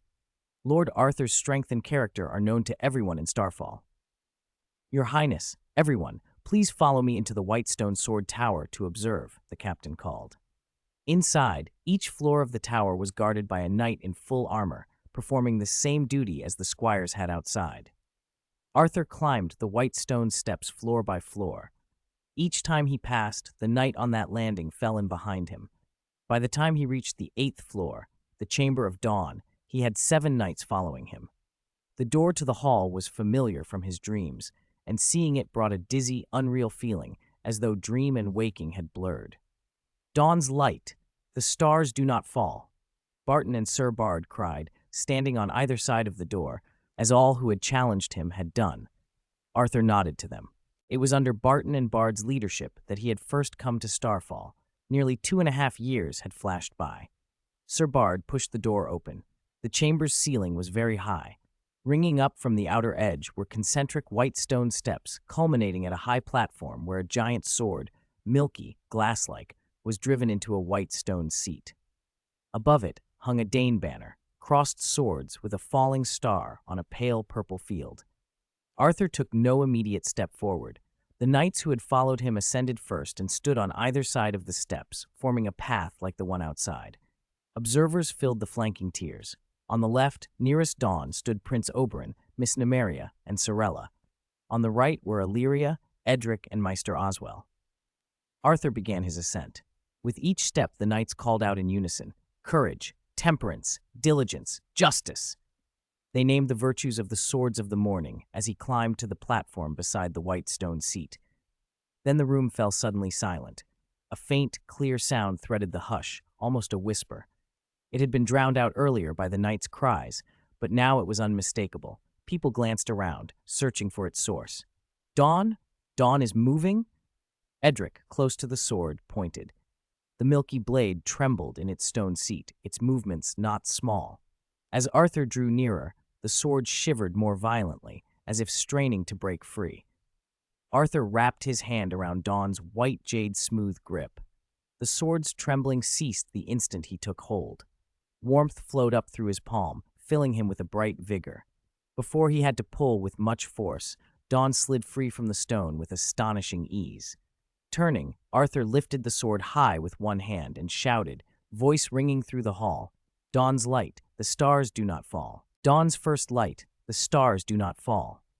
At that cry, the glassy white blade of dawn held high in Arthur's hand suddenly flushed with a soft crimson glow. It was impossible to tell whether sunlight through the stone window had struck the sword or whether dawn itself had emitted the light. It was not blinding, only gentle, like the first glow of morning, warming and comforting. A ripple of warmth rose in every chest in the hall. For a heartbeat, everyone felt it together, without meaning to. The light lasted exactly a minute. When it faded, the crowd slowly came back to itself, each person working through shock and a tangle of other emotions. Sir Barton and Sir Bard, old men of Starfall who had stood beside the previous Sword of the Morning, Arthur Dane, the day he first drew dawn, stared at the blade in Arthur's hand with faces gone pale and mouths open. In all the ceremonies they had seen before, dawn had never glowed and had never sounded like that. The old instructor, standing numb, stared at the figure on the dais and let old tears fall. He whispered, "The seven have blessed the Dane with a second Sword of the Morning, named Arthur." Illyria could barely contain herself. She swept forward, scooped up the dazed little Edric, and kissed his round cheeks until he squirmed. Master Oswell felt a huge weight lift from his heart. His legs trembled, and Kylun quickly steadied him. On the viewing platform, Sorella had turned her eyes from the gleaming sword to her father, Oberyn, and discovered a look of shock she had never seen on him. Oberyn had studied at the Citadel, forged 6 links as a Maester, traveled the 9 free cities. He had seen strange things and known mysteries. Sorella had thought only the return of dragons could surprise him, and yet here he sat stunned. "Father, is that magic?" she asked quietly. Oberyn's eyes remained fixed on Dawn. I don't know. I've never seen anything like it." He caught himself, then spoke with sudden gravity. "Sorella, promise me, do not meddle in matters of magic at the Citadel, especially not dragons." He knew his daughter's curiosity was fierce and that she loved to explore unknown things. Sorella bowed her head a little, ashamed. "I promise you, father." Oberyn gave her a tired, helpless expression. "If you must touch them, at least don't let the gray sheep at the Citadel know. Magic is wondrous in its effects, but it demands conditions and exacts a price." The septa presiding over the ceremony broke in with an excited, ringing voice. "Under the witness of the 7 and all present, Sir Arthur Snow has drawn dawn and is the new Sword of the Morning of the Dane." "Long live the Sword of the Morning," the hall cried. "Long live Starfall." "Long live the 7. Arthur held Dawn carefully. From hilt to tip, she measured 6 feet, but the blade felt far lighter than he had expected. He could wield it with one hand, not without effort, but certainly with control. The glow had been drawn from the sword's inner power.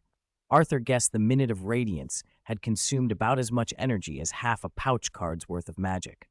Whether the light had any purpose beyond display, he didn't know, but it had an effect. It reassured, comforted, and intimidated in one soft sweep. The cheering lasted until the old instructor raised his voice for silence. Beside him, Illyria removed a ring and announced, loud and formal, "I, Illyria Dane, in the name of the acting city lord of Starfall, appoint." She stepped onto the platform with Edric, guided his small hand, and had the boy place the ring symbolizing the acting city lord onto Arthur's finger. The ring was like the token his mother Ashara had once left him, fronted with an amethyst set with the carved and inlaid image of a milky white longsword and a falling star. Arthur rubbed that tiny sword and star with his thumb and felt that the material was akin to dawn itself. Holding Dawn in one hand and his fist closed around the ring, Arthur lifted his chin. "I will not fail, as Sword of the Morning or as acting city lord of Starfall until Count Edric comes of age." The crowd roared its approval. Arthur had suspected he might someday take the reins of Starfall's affairs. He had long handled many difficult local matters, but he had not expected the day to come so swiftly. The ceremony closed under a chorus of "Long live Starfall," and his attendants were livid with joy. Jimmy Sunderland, who loved knightly tales more than any of them, could hardly be happier. Back in the main keep, as soon as he could, Arthur retired to his room and let Jimmy tend Dawn. Jimmy grunted as he lifted the blade, hands straining. "This is the heaviest sword I've ever laid hands on," he panted. "Heavier than my brother's warhammer." "Heavy?" Arthur said. "It's not as bad as you say. Don't you feel it?" Jimmy set the sword on its rack and took the oiled cloth from Vickwood to begin wiping the blade. Zack, mouthful of purple olives, was nudged by Arthur. "Zack, try it." Zack shoved the olives aside, wiped his hands on his tunic, hefted Dawn, scratched his head. "It's heavier than my hammer," he admitted. Arthur held Azure Wave in one hand and Dawn in the other, weighing them. To his surprise, the two felt nearly the same. "They're about equal," he said. Jimmy looked at him as if he were teasing. Before he could complain, Sir Barton pushed the door open and came in with a small, knowing smile. "A sword like Dawn will carry different weight in different hands," he explained. "Its weight changes for anyone who is not the Sword of the Morning." Arthur realized, with relief, that the blade adjusted itself to its bearer. He had feared a blade that was too light might lack the inertia needed to cut. It seemed his worry had been misplaced. Sir Barton handed Arthur a white sword sheath, simple in white and purple, unadorned. "This is the scabbard your Uncle Arthur Dane wore with Dawn," he said. Arthur took it carefully and nodded. "I will treasure it." While Arthur was still getting used to his two new titles, Sword of the Morning and Acting Lord of Starfall City, the news of the new generation's Sword of the Morning of House Dane spread up and down the Torrent River in just 2 days, carried along by the people of Starfall. What surprised him more than the titles, however, was how eagerly everyone discussed another detail from the sword drawing, the strange light that had shone when he drew Dawn. Stories grew with each telling, becoming ever more miraculous. Some said Dawn had flown out of the White Sword Tower and landed in Arthur's hands. Others claimed that anyone touched by the sword's light received blessings and good fortune. Before long, the tales snowballed into wilder things. That Arthur's touch could heal sicknesses, bless infants for healthy growth, and ward off early death. Some linked the phenomenon to religion, insisting Arthur was the incarnation of the warrior among the seven, hence Dawn's recognition. Singers and bards, eager for song-worthy deeds, embroidered his fight against the Vulture King into half-true epics of heroism. For a time, Starfall City, and even the reaches of the torrent beyond, brimmed with strange happenings and public rejoicing. Every day, the stories grew taller and more outlandish, and the rumor mill soon rolled beyond the river valley. At first, Arthur paid it little mind. Then, while acting as Lord of Starfall and hearing petitions in the Lord's Hall, a guard ushered in a typical Dornish peasant couple in coarse cloth, linen headscarves, and a babe in the woman's arms. The man dropped to his knees immediately. "Lord Arthur," he stammered, "we humble folk do not ask much. We beg you, if you could, touch this child and give him a blessing so he may grow strong." Arthur blinked. Did people really believe that? The request struck him as absurd, yet it wasn't cruel. He rose from the platform, knelt, and gently brushed the baby's cheek with a fingertip, while murmuring a few words of blessing. The woman sobbed and could not speak. The man's gratitude poured out in an unending stream. "May the Seven bless you always, kind Arthur," he said as they retreated. Watching them go, Arthur understood why people loved the air of the miraculous. A small gesture, just the movement of a finger, could make a woman weep and a man fall to his knees with gratitude. It was an emotional currency that bought devotion easily. That day, more petitioners arrived with the same plea. Merchants came, landed knights and their wives, and vassals from Starfall's territory brought children. By noon, Arthur felt like a talisman. Even the old tutor seated near him could not help himself. As petitions wound down, he called out, "Arthur, bless my grandson and my grandnephew, won't you?" "Don't start, old man," Arthur said, rolling his eyes. "I have work to do." "I'm serious," the tutor shouted, but Arthur didn't look back and hurried away. At noon, in the small dining hall of the keep, Arthur sorted through the morning's petitions over his meal. He did not relish the charlatanry of letting people believe miracles he had not performed, but it would be foolish to ignore the reality of what the rumors could bring. Ed, who was cutting bread nearby, piped up suddenly. "Cousin, Sister Millie was teaching me the 7 scriptures today, and she said you're the incarnation of the warrior." Arthur choked on his bread, coughing as it stuck in his throat. Sister Millie was the nun who had presided over the sword-drawing ceremony, taking over chapel duties from Alice the monk. Illyria added, "Sister Millie, Bishop Alice, and several other clerics have written a letter to the High Septon in King's Landing, truthfully describing what happened at the ceremony." Arthur drained a draught of summer-red wine and exhaled. "They'd better have written it truthfully," he said. "This isn't a bad thing," Master Oswell observed. The older man rarely ate in the small hall because of his bad leg, but he had been there today. "The stranger and more wondrous these stories grow, the more knights will attract to our tourney. The Reach and the Stormlands prize knightly fashion far more than Dorne. If word reaches them, Sword of the Morning, suspected son of the warrior, signs and wonders, they'll come to see for themselves." "Let's hope so," Arthur said. Both titles, Sword of the Morning and possible incarnation of the warrior, were honors no true knight could refuse. In the afternoon's small council, Arthur listened to preparations for the tourney, which had become the matter he cared about most. The original aim had been practical, to give his aunt Illyria a chance to find a husband. But the tourney would also put Starfall on the map beyond Dorne. Guests drawn by Dawn and the stories would see the smith's work from the blacksmith district, taste the amber peach wine and fresh peaches of the peach garden, and witness Arthur's jousting and the martial repute of the Sword of the Morning. Administrator Fat Kellen reported, "We've picked a flat, open space between Starpost and the Dawn Market for the tournament grounds." Kylan went through the expenses: venue construction, prizes for champions and runners-up, hired staff, and a dozen other costs. The estimate came to about 40,000 gold dragons. "Increase the budget by another 10,000, Arthur said after scanning the list and noting how much went on prizes. "And make sure the inns, stables, and taverns around the grounds have enough food, drink, and fodder. If there aren't enough buildings, build faster. If supplies are short, procure more quickly. This is how we can recoup the costs." He did not plan to profit from the tourney, but he was pragmatic. A well-run event could offset expenses and build Starfall's reputation. "What events will there be?" he asked. "The same as in Sunspear, jousting, melee, and archery," Sir Barton replied. "Add one more," Arthur said. "Poetry recitation and musical performance. Invite 3 noble ladies or wives to judge." He wanted to give Illyria more chances to meet knights in a less violent setting. Kylun warned that prizes and judges would raise the budget considerably. "Add it," Arthur decided. "Spending this money is necessary."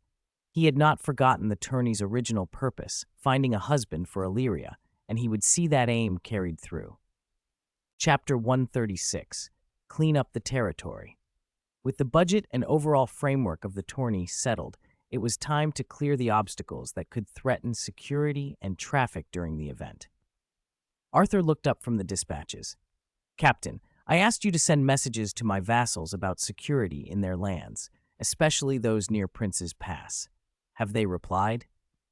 There were two main routes from the Reach and the Stormlands to Starfall City, by land through Prince's Pass, or by sea from Old Town. The sea route was usually safe. The Arbor fleet was close enough to deter most pirates, so Arthur concentrated on the land approach. Most who would come to the tourney were knights who traveled in groups, so trouble was unlikely. Still, Arthur preferred to clean the house thoroughly before inviting guests in. Sir Illic, captain of the guard. All the vassals have replied. No major security issues, except the Lord of Knight's Rest Keep. He reports an organized bandit group in his territory, led by a knight-turned-bandit, and has requested our help. Knight's Rest Keep? Arthur frowned, musing. He had a memory of the place. Isn't that the lord who spent his time fighting bandits, only to arrive after the war and be exiled to the Wall? The captain nodded. Yes, his daughter now holds the keep. She's just had her naming day, 13 years old. Her name is Corinne. Arthur snorted. So the old habit of gaining importance by fighting bandits has become raising bandits to cause trouble. He didn't actually think a 13-year-old could be behind such things. He set down his pen and wrote orders. Captain, select 50 men from the city guard and have them sent to Ironstone Fort in Violet Canyon to be stationed tomorrow. Ironstone Fort? Sir Illic blinked, then straightened. Yes, my lord. Sir Barton, take half the knights and squires in Starfall and have them wait at Starpost tomorrow. Sir Barton looked puzzled. What for? An extra layer of security. Arthur sealed the letter and handed it to Jimmy to have Master Oswell dispatch. He continued, writing the main instruction. I will lead 100 regular mountain troops from the mountain unit to Knight's Rest to clear the bandits. You can support me from Starpost at any time, and if there is any movement from the barbarians in the Red Mountain, send help promptly. Sir Barton frowned. Won't 100 be thin? I'll have Sir William and Miss Key Lynn raise levies to cooperate. Sir William, who had been granted much of the confiscated lands from the old lord, would be invested in seeing the bandits wiped out. With the military plan set, Arthur, Sir Barton, and the captain worked out deployment details and rendezvous times. Outside, the sun slid west. Jimmy returned after sending the letters and reminded Arthur, it's time to escort Prince Oberyn to Starfall Port. His party is already at the south gate. Carry out the arrangements we discussed, Arthur told the others. He rose and stretched. Let's go. Arthur rode out with Prince Oberyn's escort toward Starfall Port, where a ship awaited to carry the prince to Old Town. He rode slowly beside Oberyn. Will you be back in Starfall on your return? Oberyn shook his head. No, after Old Town, I'll hire a ship straight to Sunspear. That's a shame. I was hoping for another match at the Starfall tournament. Oberyn smiled. I'd like to fight the new Sword of the Morning and this incarnation of the warrior everyone speaks of, but I have business after Old Town. Arthur tried to shrug off the rumor. Those are only rumors. Sorella, walking near Oberyn, cut in, curious. Everything leaves a trace. It doesn't come from nowhere. We saw the dawn glow. How did you do it? Sorella had finally cut her thick black hair short and taken a masculine hunting outfit and breeches. With her agate eyes, teak-dark skin, and lithe frame, the disguise suited her. She used the alias Laresa and called herself the Sphinx to pass where the Citadel would not accept women. Arthur didn't want to linger on the subject. He changed the subject instead. Sorella, you look very handsome as a man. The nickname Sphinx suits you. Sorella accepted the compliment with a small smile.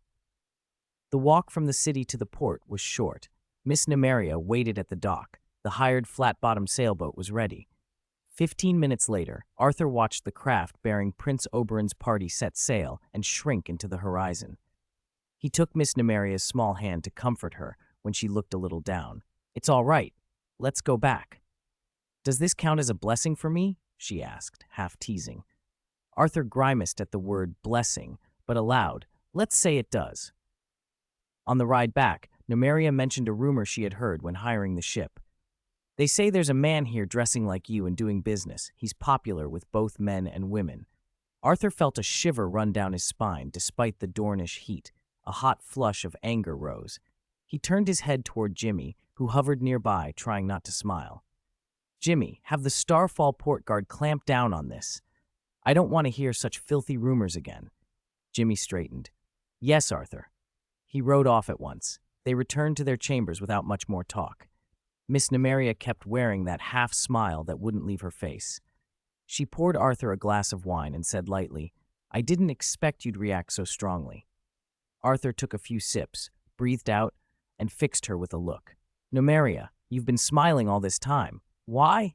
She didn't answer at once. Instead, she produced the captain's travel journal from beneath the pillow and said matter-of-factly, "I'm leaving for Skyreach City in a few days." Arthur blinked. Chapter 137, Mountain Regulars. Starfall, Main Castle, the Eagle's Nest. "I thought you came specifically to see me off." Miss Nymeria stood on the terrace of the Eagle's Nest, looking down at the torrent river. On the far bank, hundreds of soldiers were marching in formation across the stone bridge. "So seeing me off was just a side trip?" "I can't help it. You know how busy things have been." Arthur tossed strips of meat from a bucket to Sharp Wing, whom he hadn't seen in a while. Besides, when has any sensible person personally escorted their lover all the way to their keep? Miss Nymeria rolled her eyes, then asked, "Is this the barbarian army you trained in Violet Canyon?" "They're called the Mountain Regular Army," Arthur corrected. "They're not all barbarians. There are Dornish and Bravosi among them." The soldiers crossing the bridge were tightly drilled, broad-shouldered, and carried the hard edge of the mountain folk. Even while taking only half the bridge's width, the other half remained empty. No one dared cross. People on both banks watched from a distance, unwilling to come close. "They look very impressive," Miss Nymeria said. If not for the Starfall banners and Arthur's personal standard, the onlookers would likely have fled. Beyond their build and temper, every man was armed to the teeth, and their weapons and equipment were unusually uniform. Unlike ordinary levies or even castle guards, almost every soldier wore the same standard kit. Arthur said calmly, "I hope they don't just look good. I hope they fight well too." "How many gold dragons did one soldier's kit cost you?" Miss Nymeria asked, already doing a rough mental tally. The men wore curved half-helms with nose guards, light, unobstructive, and with linen drapes at the back to protect the neck from the sun. Such helmets would sell for about 5 gold dragons in Dorne. Their armor looked like the vine armor Arthur had given her, protective, light, and breathable, perfect for Dornish weather. A set of new chain could fetch 15 gold dragons in Dorne. She'd pay twice that for this armor's quality. On their backs they carried rattan shields. Their weapons were a one-handed slashing hand-and-a-half sword and a short spear. 100 gold dragons, Arthur answered, understated. 100 for one soldier? Miss Nymeria frowned. That was nearly double her estimate. "That's the ex-factory price," Arthur said, counting the reasons on his fingers. "I control everything from raw materials to forging. It's the result of cutting out every middleman and minimizing costs." In truth, Arthur had exaggerated. The true cost of a full set was closer to 50 or 60 gold dragons. The biggest expense was the vine armor. The rattan had to be soaked in tung oil and went through many complex steps in a long production cycle, so the price couldn't be pushed much lower. Arthur watched his mountain regulars line up outside the north gate, then glanced at Sharp Wing, quiet on his wooden perch. The hawk spread his wings, flapped twice, and launched into the sky. Arthur gave a short speech in front of the gate. This campaign was to suppress bandits, and then led the 100-man force north along the road by the torrent. As they marched, Miss Nymeria's surprise grew. The 100 men kept a steady pace, marched in step, and nobody lagged. The formation and discipline outclassed not only the forces trained by Dorne's great lords, but even the Sunspare guards personally trained by her father, Oberyn. "How did you get them to this level?" she asked. Arthur held up 3 fingers. 3 meals a day, good pay, and promotion by merit. Sir Bard, the man leading the troopers, added, "This 100-man detachment does nothing else but train and drill every day." "Nothing else?" Miss Nymeria narrowed her eyes. "Where did you find the money to support them?" "They reached this level through hard work and sweat," Arthur shrugged. "And as for my funds, also through effort and sweat." They reached Highgarden before nightfall, rested there overnight, and then turned east toward Knight's Rest Keep. On the road, they met Sir William with 200 conscripts he had gathered. Sir William looked ashamed as Arthur approached. "My Arthur, these are all the men I could muster in my domain," he said. I have no doubt of your loyalty to Starfall and to me, Arthur replied, then looked through the ranks at the elderly and the women. Sir William, dismiss the old and the women. The remaining men will do. After a few words of encouragement from Arthur, Sir William arranged for the elderly and women to be sent back. 120 conscripts remained. Their arrival, with varied quality and fitness, slowed the army's pace. By the time the keep's outline came into view, it was noon the next day. Knight's Rest Keep was built into a hillside, controlling Prince's Pass and the main route from Eastern Dorne to Highgarden. Arthur had passed this way once before on his way to Sunspear for a tournament, but had been in too much of a hurry to stop. Miss Keelin, the lord of the keep, waited at the gate with her maester, guards, and servants arrayed behind her. Arthur, I am deeply grateful for your assistance. I beg leave to reaffirm Knight's Rest Keep's oath of fealty. Her voice trembled. Whether from fear of Arthur or the army, it was impossible to tell. At the maester's prompting, she knelt and recited the oath in a rote, practiced voice. Arthur helped her to her feet. As acting city lord of Starfall, I accept your fealty. Arthur and his retinue then ate the salt and bread the keep servants offered, a sign of hospitality. Corinne, seeing them accept the salt and bread, visibly relaxed and invited them into the castle's lordly hall. The Lord's Hall of Knight's Rest Keep was large but sparsely furnished, giving it a somewhat shabby air. An iron candelabra hung from the ceiling. A few worn tables and chairs sat about, and the banner of Knight's Rest Keep hung behind the Lord's seat. Once everyone had taken their places, the Maester of the Keep cleared his throat. My lords, sir, please excuse the simplicity of our hall. Arthur looked at Corinne. Tell me about the Bandit Knight and this band of brigands, their origin, identity, numbers, and where they operate. Corinne hesitated and glanced uneasily at the Maester. Miss Nymeria leaned forward and muttered, "She's frightened." Arthur frowned. His question had been straightforward. He couldn't understand why she was so nervous. Sir William supplied a gentle reassurance. "Miss Corinne, we have eaten the bread you offered. We are your guests and will not harm you while we are here." The Maester hurried to explain. "It's not that we fear you, my lord. The Bandit Knight is connected to crimes committed by the former lord, Sir Avery, unsavory deeds from before." Arthur nodded as the pieces fell into place. He addressed them firmly. "Sir Avery has taken the black and gone to the wall. Those past crimes do not justify punishing the current lord here. You need have no fear of me settling old scores."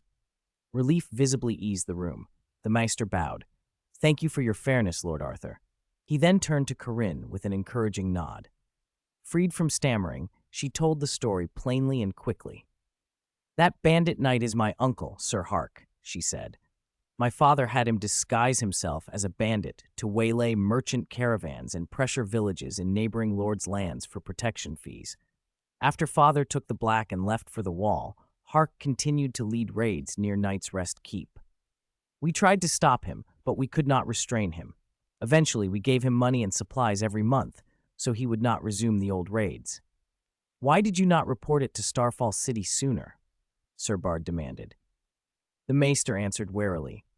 "At the time, Sir Avery used the pretense of suppressing bandits to ignore his liege's orders. He was stripped of half his territory for that. We feared that exposing this would bring further punishment on the keep." "Hark knew that," Corinne added. "That's why he kept extorting us. A month ago, he even tried to demand control of the castle." "Maester, where exactly are they hidden, and how many are there?" Sir William asked. "We realized the gravity of the situation once we received Lord Arthur's letter," the Maester said.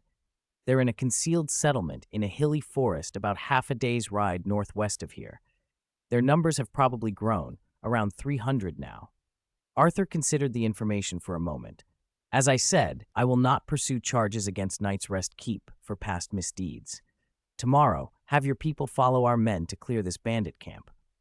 Corinne visibly relaxed and colored with something close to hope. "As you command, Arthur." Arthur's expression grew serious. Knight's Rest sits on the main land road connecting the Torrent River territory to the outside world. With what Miss Corinne has shown, she lacks the experience and authority to govern this place securely. Corinne's face went pale. The Maester opened his mouth, then stopped when Arthur raised a hand. I intend for you to be betrothed to Sir William, and for him to take charge of Knight's Rest Keep and its lands. Sir William, Miss Corinne, are you willing? You don't have to answer now. I'll give you one night to decide. Tell me by dawn before the troops march." Without waiting for their replies, Arthur rose and left the Lord's Hall. He thought as he walked. Knight's Rest was much like Starfall City had been, young, with a female lord who lacked the stature to rule on her own, and strategically critical. Arthur could not keep returning to settle every disturbance. Sir William had already proven capable and loyal. Pairing him with Corinne and placing him in charge would stabilize the region. When Arthur stepped into the small private room the keep's servants had prepared, Sir William followed close behind and dropped to one knee. "Lord Arthur, I don't know how to thank you." Arthur helped him up. "The best thanks you can give is to govern Knight's Rest well. Keep bandits and vagrants from taking root here." He offered a few more words of encouragement and sent William off to organize the levies. When William departed, Arthur shifted his attention to Sharp Wing. From the Hawk's high vantage, Sharp Wing's perspective, Arthur had already located the bandits' hidden settlement northwest of Knight's Rest. It was less a camp than a village stitched into the hills and forest. Many buildings cleverly concealed among the trees, 2 narrow access tracks front and rear, stockade gates, and watchtowers. Arthur returned to his own view and spread a map of Starfall City's territories across the table. He marked the bandit settlement with a red circle, then more red circles. Most clustered in remote hills and woods, suspicious settlements, Sharp Wing had scouted along the way. Having decided to clear the territory, Arthur planned a comprehensive sweep, not only the known bandits, but any barbarians, vagrants evading taxes, or criminal bands hiding in the wilds. The expansion of Violet Canyon and the development of Starfall City depended on securing these lands. Miss Nymeria pushed the door open and stepped in. "That girl has agreed to the match," she announced. "A sensible choice," Arthur said, rolling up the map and lifting his gaze. "When do you plan to set off for Skyreach City? I'll have people ready to escort you." "After you clear out these bandits," Nymeria replied, drawing closer to study the map and the many red marks. "I want to see if your mountain regulars are as formidable in battle as they look. You can stay by my side tomorrow in a safe place and watch," Arthur said. He did not intend to lead the assault personally. The operation would be a chance to hone his command and coordination and to harden the mountain regulars through actual combat. Nymeria's finger hovered over the scattered red circles. "What are all these marks you've been making along the way?" Arthur rolled the map away with a small smile. "Perhaps they're treasures." Chapter 139, Big Sweep, 2-in-1. On a high ridge south of the bandit hideout, northwest of Knight's Rest Keep, Arthur could see the camp below with perfect clarity. The more than 200 levied soldiers who had marched out with him were spread across the approach. Sir William, their commander, rode along the formation's edge, barking orders until the loose ranks settled into something resembling a proper formation. Their equipment was uneven, but at least they now looked like soldiers. "They're ready," Jimmy said behind Arthur, jabbing a knuckled finger toward the watchtower opposite. The alarm bell there tolled urgently, and a flock of crows exploded from the trees. "Of course," Arthur said without surprise. When Knight's Rest sounded the levy, they'd be on guard. Miss Nymeria rode her golden-red sand warhorse up to Arthur. Her vine-woven armor flashed a dark red in the sun. A dozen daggers and short knives hung at her hips. A long spear rested against her shoulder. She looked like a drawn sword. Arthur regarded her, amused. "Why are you dressed like that?" "What? I can fight as well as any man." Nymeria raised an eyebrow and swept a glance across the terrain. "Where did you send the mountain regular army? I don't see them." "According to plan, they attacked from behind the hideout," Arthur replied. Nymeria frowned and pointed. "This hideout is built into the hillside. Aside from that shallow path at the front, the rest of it is rugged scrub and steep ground. I might believe 4 or 5 nimble natives could sneak in, but 100 native soldiers attacking in formation? That's a joke." Arthur smiled and made a calming gesture. "They're the mountain regular army, trained for this. In the Red Mountain, they move like it's flat ground. These little hills are a walk after dinner for them." He had other advantages as well. When he drew his forces from Night's Rest Keep, he had used a stratagem card, Southern Barbarian Invasion. Its effect read, "Within 7 days, the army you command has enhanced adaptability in rugged terrain, reducing stamina consumption when passing through mountains and hills." Before Nymeria could reply, Sir William galloped up. "Arthur, the bell in the hideout stopped. They should be assembled." Arthur closed his eyes for a moment and linked his consciousness to sharp wings circling above. Through the falcon's sight, he watched the hideout. No fewer than 300 men had gathered below the watchtower. A mounted knight at the front waved his longsword, rallying his men. From the bushes northeast of the camp, Arthur also saw the mountain regular army under Sir Bard, hidden, armored, climbing the wall and closing in. "Interesting?" Arthur murmured when he resumed his own view, a deeper smile on his face. "They haven't noticed the mountain troops. They think we have fewer men and plan to sally out and seize the advantage." "Hold your ground," he told Sir William. "Wait for my order." His original plan had been straightforward: draw the bandits' attention with the levied soldiers in front, let the mountain regular army strike from the rear, then lead the rest in. He had not expected the enemy to choose to come out and attack on their own. Inside the camp, Bandit Knight Hark, an imposing man in his 40s with a pale scar tracing from forehead to chin, finished his rally. A week earlier, he'd tried to rent Night's Rest Keep. His niece Corinne had unexpectedly refused and had levied the keep's men to defend it. Hark realized his hope of extorting the keep had ended. With levied men filling the villages, his plan to force the villagers and take the keep had collapsed. So when the levied soldiers actually marched out to meet him, he saw a chance to seize the keep now or pay for nothing. "Brothers," Hark shouted, waving his longsword as the setting sun glittered off the blade. "Only 200 farmers opposite. After this, we burn Night's Rest and take what we want. We won't live under the sun and wind in this godforsaken place any longer." Crude cheers rose, clanging shields, howls of "Long live Hark." More than 300 desperados followed Hark through the gate and over the makeshift fence. A dozen mounted retainers formed the vanguard. They'd barely closed 50 paces when the rear flank screamed with a sudden whistling. 20 short spears rained from above, each about 4 feet long, but hurled with tremendous force. They cut through coarse cloth and thin mail. Screams erupted. At least a dozen men fell, spears pinning them to the ground. Chaos rippled through the undisciplined ranks. Hark reined back hard, horse rearing. He turned to find soldiers inside the camp, well-equipped in dark green armor that looked woven from vines, moving with inhuman agility. More of them were scaling the 2-meter wooden fence like monkeys. They formed a compact shield wall, front ranks half-kneeling with shields, back ranks extending short spears through the gaps. The formation was a bristling hedgehog. No time to ponder. Hark roared, "Enemy at the rear! Charge with me! Break them!"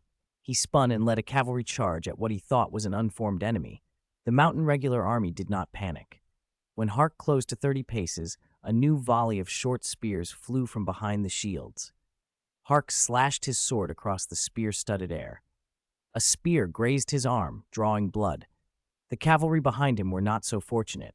3 mounts fell screaming when spears struck them through their chests. One rider was impaled and thrown to the ground. The charge stalled. Hark drove his horse into the shield wall's flank where it hadn't yet hardened. His mount shoved 2 soldiers aside, and he swung his sword, but the blade met a terrible resistance. It cut the man down, but there was no clean parting of flesh, more like hacking through several layers of tough hide. The formation held. Around him, charging after charging met the same fate. Then his horse buckled, shrieked, and collapsed, pinning Hark's right leg beneath its body. Pain seared. He watched his sword fall into the mud and, bloodless and shaking, cried hoarsely, "I surrender." Back with the levied soldiers, Sir William had heard the shouts and the clash of steel from the camp. "Arthur," he urged, "Sir Bard must have attacked. This is the chance. Let's support them."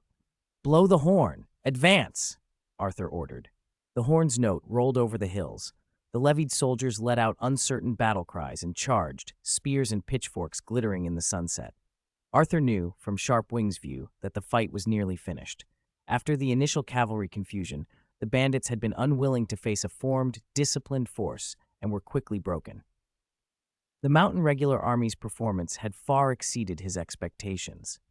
When Sir William led the levied soldiers into the camp, they stood stunned. Nearly 100 bodies lay across the ground. More bandits knelt with hands over their heads.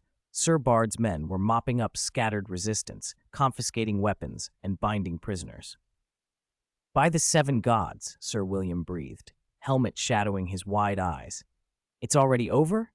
Nymeria rode up beside Arthur, her suspicion replaced by surprise. "How were your mountain regulars trained like this?" Arthur dismounted and walked among the captives. Sir Bard came to attention and pointed. "Arthur, this is their leader, Hark." Hark lay half-conscious. His thigh bled heavily and his lips were blue. He looked up, caught sight of the greatsword on Arthur's back, and a flicker of terror crossed his face. "Sword of the morning. Arthur, spare me." Arthur's purple eyes were cold and unreadable. He turned to Sir Bard. "End it, quickly. How many casualties among your men?" Sir Bard's sword came down, and Hark's pleading faded. 3 confirmed dead, 12 light injuries, he reported, with a pride that couldn't be hidden. "How many killed? How many prisoners?" Nymeria pressed. Sir William, having gathered the tally from his men, answered in a voice full of awe. "Over 100 bodies, and more than 350 prisoners." Arthur nodded. This battle proved his concept of the Mountain Regular Army, well-equipped, rigorously trained, expert at fighting in difficult terrain, and with Southern barbarian invasion's help, nearly unbeatable there. "After the battle, rewards will be distributed according to merit," Arthur announced loudly. The native soldiers cheered, raising weapons in salute. Thanks to the Mountain Regular Army and Sharpwing's watch in the sky, not a single bandit escaped. The entire force was rounded up. Before nightfall, they had buried the dead and loaded the spoils on carts, counted and recorded. On the march back to Knight's Rest Keep, Arthur rode at the rear. The prisoners and soldiers formed a long procession ahead of him. The captives had lost their swagger, hands bound, heads bowed, grouped in tens with their feet tied to prevent running. When that procession reached Knight's Rest Keep, it marked the Mountain Regular Army's first victory, and the beginning of a major sweep to clear the region of bandits. Chapter 140. Post-war Arthur and Miss Nymeria rested at Knight's Rest Keep for a day after attending Sir William and Miss Kaylin's engagement ceremony. After the celebrations, Miss Nymeria left for Skyreach City with a few attendants. Arthur did not linger either. Following the patrol circles he had marked on the map, he led the Mountain Regular Army along the planned route, sweeping the hills and ridges for bandits and outlaws. These small lairs, hidden caves, and settlements tucked into the mountains were perfectly suited to the Mountain Regular Army's strengths, especially after the upheaval caused by the Southern barbarian invasion. With Arthur's high-altitude reconnaissance and precise positioning, their suppression runs were extraordinarily efficient. Over the next 7 days, one hidden camp after another was uprooted. When Arthur finally returned to Xingyi Fort, Sir Barton, who had been responsible for receiving and escorting the captives, reported that the number taken to Ironstone Fort had surpassed 1,000. The soldiers of the Mountain Regular Army, tempered by continuous fighting, wore a hardened look in their eyes, a faint, dangerous glint that only seasoned warriors carry. Their presence alone inspired respect. Inside the keep's main hall, Arthur gathered Sir Barton and Sir Bard, Administrator Nick, and Meister Yi Wen to decide on rewards for the troops and the disposition of spoils and captives. Outside, the setting sun gilded the castle's stone.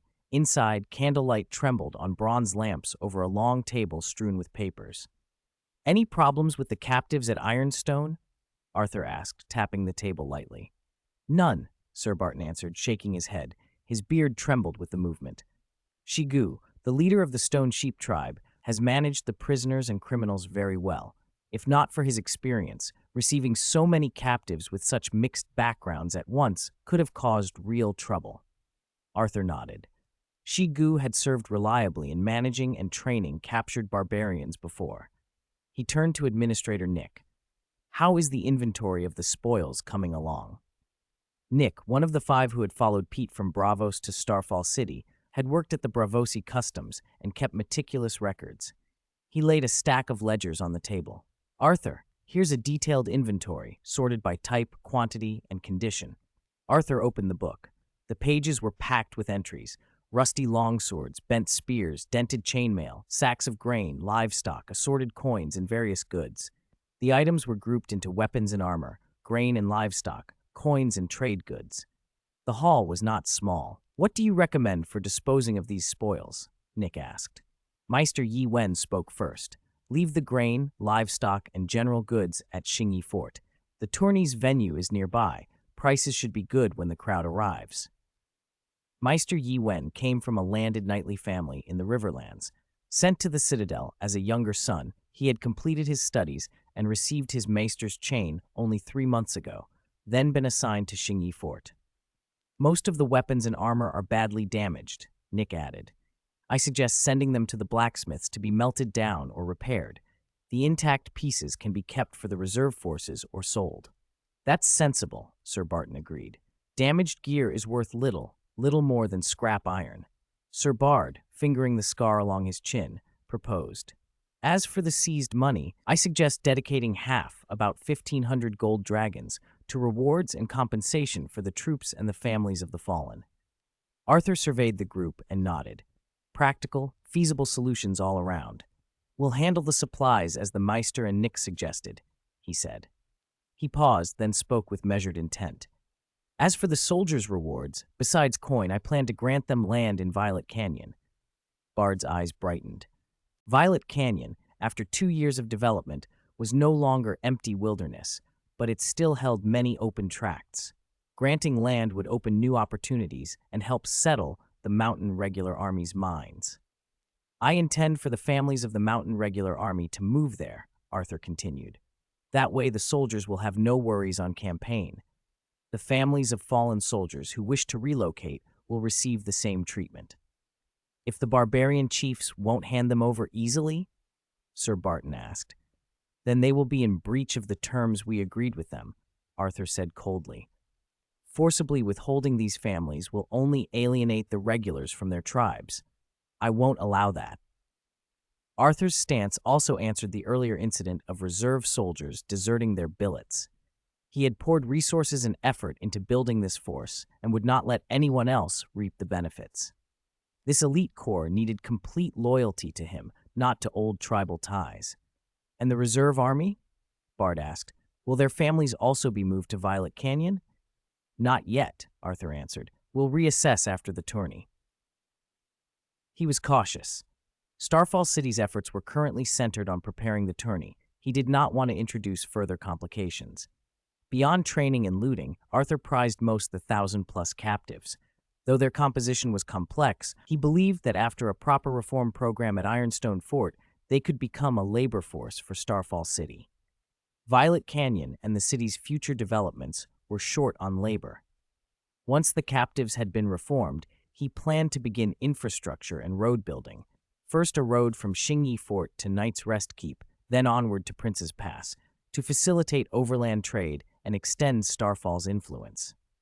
After the meeting, Arthur kept Sir Bard back for private instructions. "When you return to the training grounds, first distribute the rewards and compensation," he told him. "Then organize an assessment of the reserve army to fill vacancies in the regular force." "Understood."